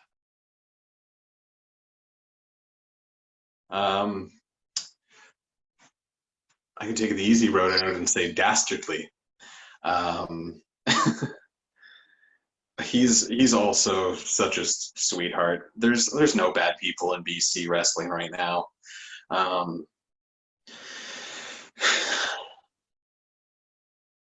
He's just what would I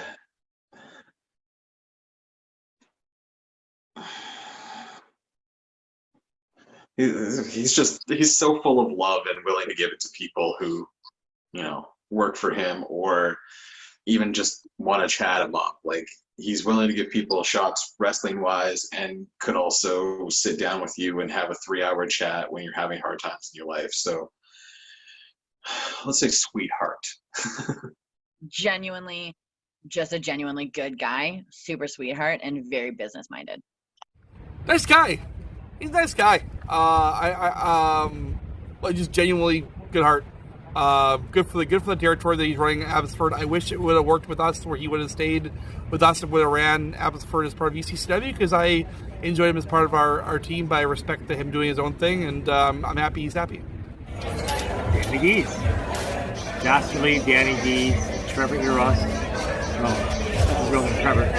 But Geese, you know, good kid. He's never lifted a dumbbell in his life. I think he's one of those guys who didn't worry about his size. He's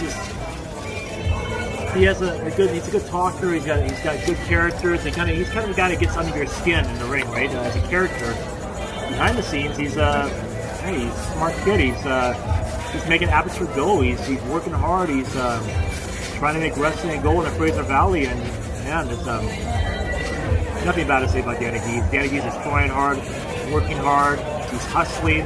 Can't say anything bad about a hustler, for sure. Funny t-shirts. I like his t-shirts a lot and his bow ties.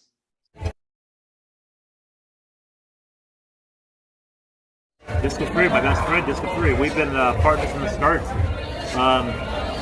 You know, ever since I broke that kid into wrestling in the late 90s there, he's been loyal. He's been a hard worker.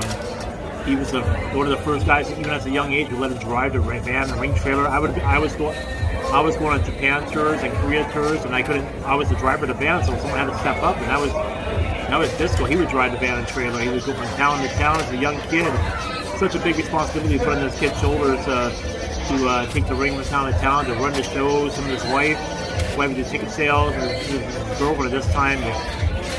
He took on a huge responsibility. He ran a bit, and great guy in the ring.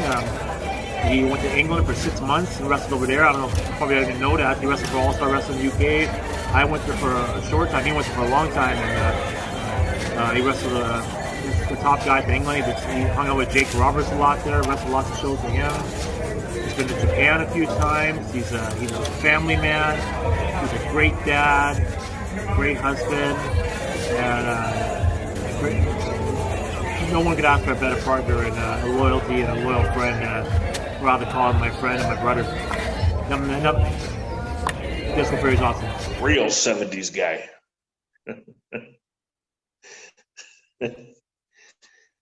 No, living legend as well.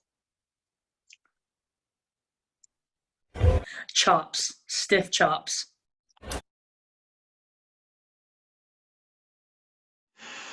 Cremator, cookies and cream.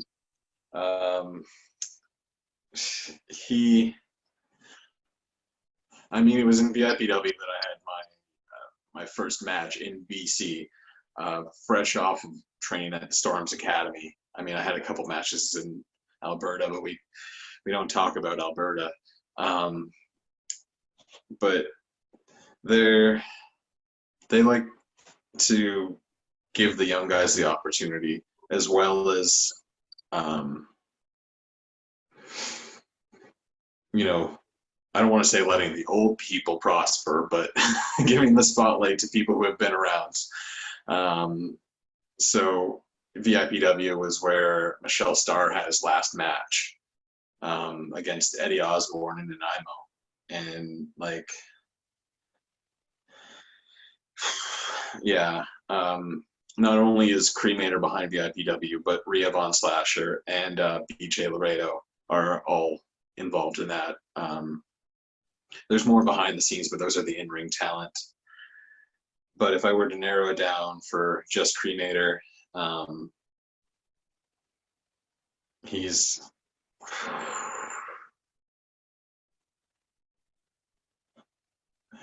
he knows his character so well. He knows what to do to get the people going wherever he is. All he has to do is, you know, raise his hand for a choke slam or grunt at somebody, or he just knows where to be and when to be there.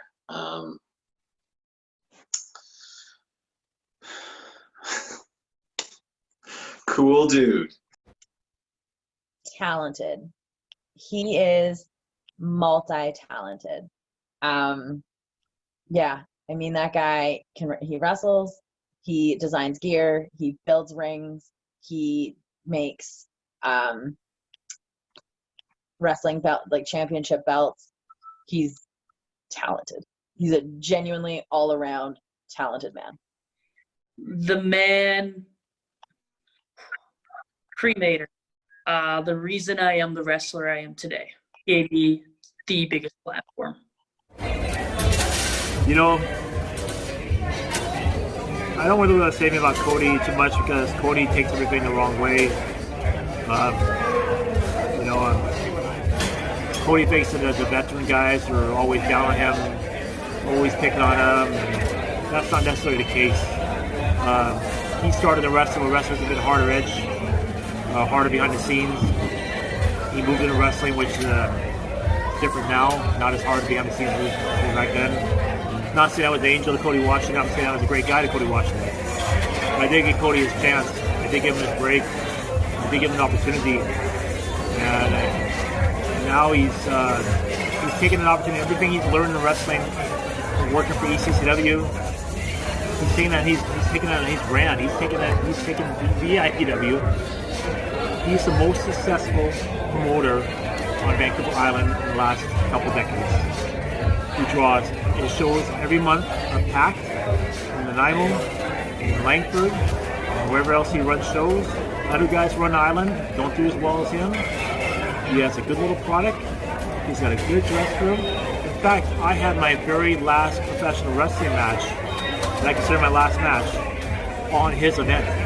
I ended my career 30 years on Cody Washington shows.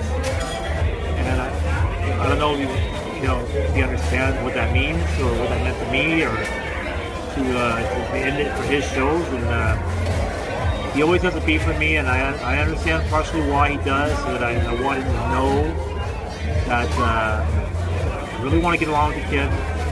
He's not a kid, he's an adult. I'm happy he's succeeding, and I don't want to knock him down or belittle him or make fun of them. I don't do that publicly, and I'm not doing that here. I want to just, he's earned my respect. He's got my respect. I just wish he would stop what he does to me.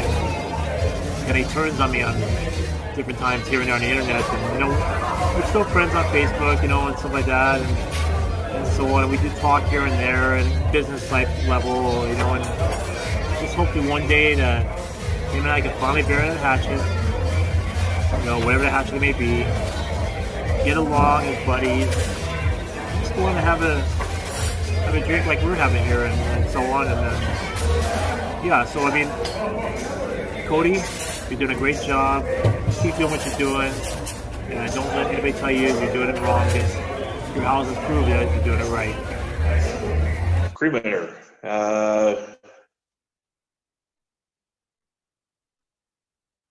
Much respect. My favorite road trip partners. Just if I'm going anywhere, it doesn't matter the distance of the drive. If I got him in the car, it's going to be a good road trip. He is fantastic. Goofball. Eddie is a goofball. Drunk Eddie is a disaster, and I love it. He is unsuspectingly funny. That would be my word. Unsuspectingly funny. Eddie Osborne, he's a good kid. He's like, when we were running the House of Pain Wrestling School in Langley, he came over with might have been Ice or some other guy, and just had like a tryout match with us. He just kind of tore it up there, and then I guess he decided to move to Ontario, and he got trained out there, and had started running PWA in Ontario, and was like one of the top promoters out there, running monthly events in different towns, in Kitchener and different places. I even went back to wrestle in Ontario for him on a show. I was in Ontario for another event, and I picked up a booking for one of his shows out there in PWA in Ontario. I can't remember what town it was, but he knows. Great in the ring. Probably one of the top heels out here right now.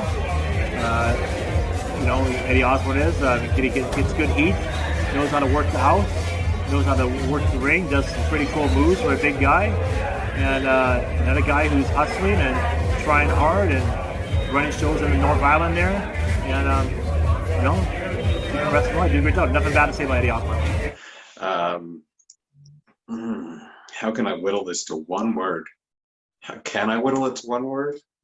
I mean, that man's been making his living off wrestling for 15 years. And he has some of the craziest ideas I've heard.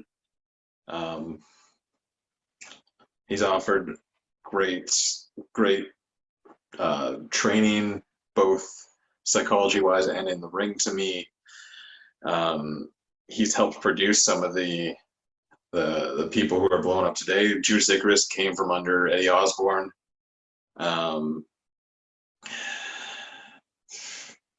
I mean, he was running weekly shows when I was on the island, so we would go up and we would do a show every Friday night, and then we trained Saturday, Sunday. So there's a lot of connection there. It's hard to break it down to one word, or even a sentence, or it's hard to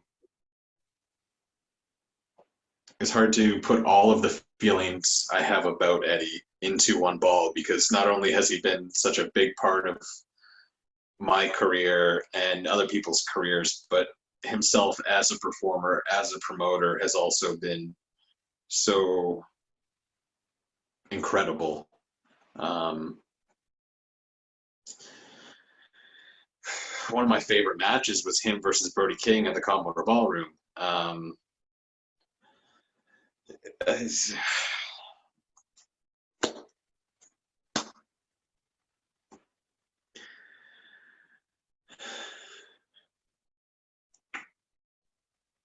Inspirational. Mad Dog Marty Sugar. Dad. We had a long ongoing joke that my long lost name was Eli Sugar, so he kind of took to that, and I think that's been going for a couple of years now. So let's just say Dad. Good character worker, very good character worker. Mad Dog Marty Sugar. Hey, Mad Dog Marty Sugar. You got to take your hat off to the guy who runs wrestling on a monthly basis. Anybody who runs wrestling on a continuous basis, you gotta show them respect. Take the money, the time, the effort, just having to deal with the wrestlers, having to get guys coming from out of town to be your shows. Not many guys live locally. There's more local guys there now than ever. Still, you gotta bring a car in from the Lower Mainland or a car from Alberta every show usually. And he keeps it alive. He's even got a thing going way up in Northwest Territories now. Like I'd come out of retirement to wrestle Northwest Territories, just to say I did. He's wrestling a place where I haven't wrestled ever, which is pretty freaking cool. Marty and I didn't, kind of like Cody, we didn't see eye to eye for a long time. I was quite opinionated on some of the things that he may have done, or maybe I interpreted it the wrong way, or I could have interpreted it the right way. But we've mended our fences. We get along great now, and he's got a show tonight. Tonight's March 13th. By the way, today's March 13th, 2020. We're doing this right now, Friday the 13th. What better day to do an interview on Friday the 13th? But yeah, he's rocking and rolling the Okanagan, keeping wrestling, and keeping the fans that they're happy, and giving lots of young guys opportunities they need to get ring time, to get that rust off, to get better in the ring. The only way you get better is by wrestling, by ring time. You could go to the school a million times and never be good enough to have a match. You only get better than matches by having matches. So thank you, Marty, for doing that. The real big dog. Sorry, Roman. Love the Mad Dog, Marty Sugar. My word would be changed. Yeah, I think that he's from what I've heard from way back to now, I think that he's made a lot of amazing changes. Good guy. Some of the stuff he does is just out there. Haven't had a chance to really cross paths with Slave that much. I haven't been up to Thrash, but Slave, if you're watching, yeah, dude's crazy. He's quiet. Like, I haven't had a lot of talkings with him. I haven't really gotten the opportunity to get to know him, but I think that's mostly just he seems quiet. And one of my favorite hardcore wrestlers. I need a drink now. You ready for your drink yet? So let's talk about Thrash wrestling. We talk about Thrash. You got to drink first before we talk about Thrash.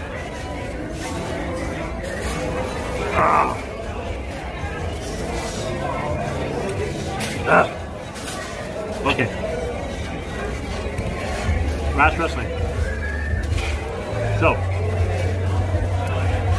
we were running shows in Vernon, and the guys on Thrash, Nick and Mike Moore, and Zeus McFly, the other original Thrash guys,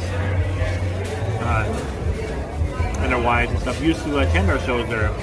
They were great bands. They were awesome bands, and they had a backyard fed out of Inderby there where they lived. It was in the backyard, in their house. They were doing hardcore death shows with barbed wire and light tubes and all that shit. And they were basically not trained at all, but they kind of self-taught. And then they started running they wanted to kind of take the next step, and they wanted to go from being a backyard company to running paid events. So they were good kids, and they picked my ear a bit, and myself and Seth Knight were the first two wrestlers who appeared on a Thrash wrestling show, and kind of legitimized them and got their start into making them actual transforming from a backyard promotion to a legitimate wrestling promotion. They started booking more pro wrestlers or more guys who had wrestling training to work with them to get them better, whether it be seminars, whether it be having them do training sessions, and putting more guys like Black Dragon, for example. Black Dragon joined their roster, and then he helped train them a lot. He worked with these guys, got them better, taught them what wrestling's like, what wrestling's about, taught them how wrestling works, taught them that he worked the left side, not the right side, things like that. And just simple inside stuff like that. And then Thrash became bigger. We started booking names. We started sharing talent with Thrash, where they'd have a talent guy, big name guy, they'd have midgets one night, we'd have them the next night, or vice versa. They'd have Tommy Dreamer one night, we have Tommy Dreamer the night before, the night after. We'd share big name stars. They would never screw the talent on their pay. They were good at paydays.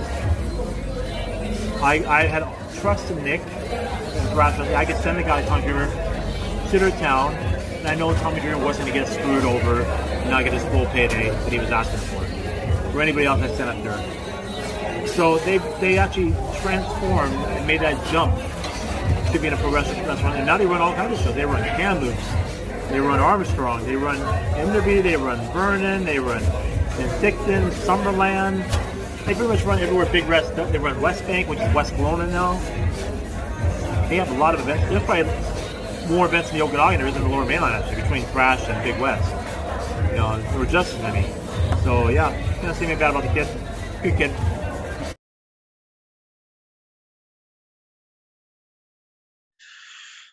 She's a sweetheart. Like, she's the cooler mind when they need it. God,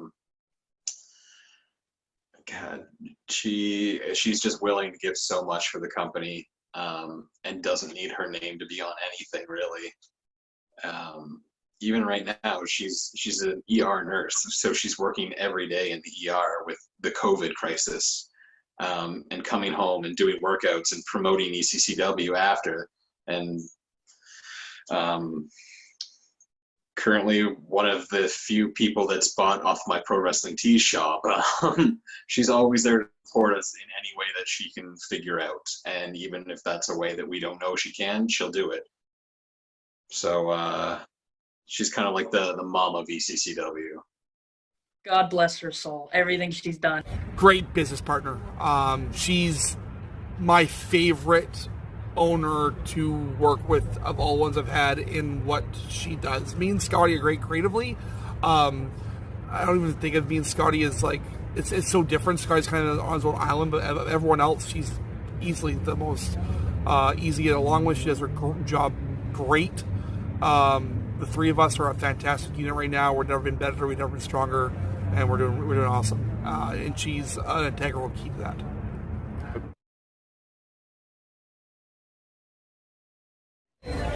Very nice. You know, I think if you go back and watch my speech here I did at the anniversary show, if you can find that, I said a lot about Mary Ness actually. Mary Ness is the unsung hero of ECCW after I left. She kind of took over with Dave Republic there and became his partner, and then eventually bought Dave out, became Scotty and Natural's partners, and she did a lot of work. She had the ring in her house. She set that ring up, tore that ring down, stored the equipment, did the footwork, ran the doors, did all the grunt work. I mean, I honestly think, my opinion is if it wasn't for Mary Ness, ECCW would have went down. I think that time period she was there, I think if she wasn't there after Dave, the company would have went under.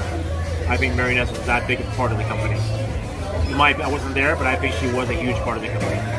I hope Mary's happy. I know Mary retired and kind of left wrestling altogether to go into her retirement with her husband, I believe, who got retired as well. I hope she's happy. I haven't heard from her in years, but I think she wanted to go on to the next stage of her career. When she was here, we had some good times. We really built this place up and got the Commodore with her as part of an ownership team, so you can't disregard that. But yeah, I hope she's happy. Hope she made the right decision to go on to the next stage of her life for her.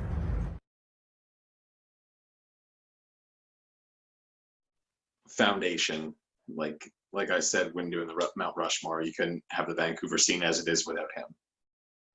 Legend. Has a love-hate relationship with me. He tolerates me now, I think, but he loves to hate me. I have been a thorn in his side as a fan, as a promoter for many years. He blames me for a lot of things. It pisses him off. That's the way it is.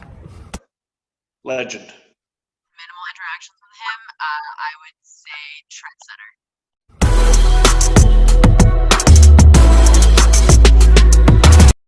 Okay, if you could use one word to describe the Pacific Northwest wrestling scene, what would that word be? Me. Robust. It's really, really big. It's getting bigger and bigger as time goes on, and awesome. Robust and awesome. It's banging. One word. One word to describe the whole scene. You limit me to one word. I don't know. You're talking to a brain-dead wrestler who's been hit in the head with chairs probably a couple hundred times. Like steel chairs, wooden chairs. When I used to do headshots, right? You know, you want me to give you one word of the local wrestling scene.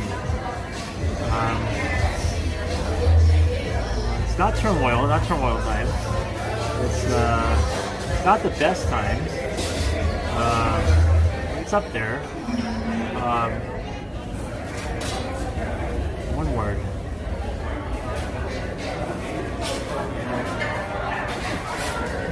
It's an amazing time for sure. It's an entertaining time for sure.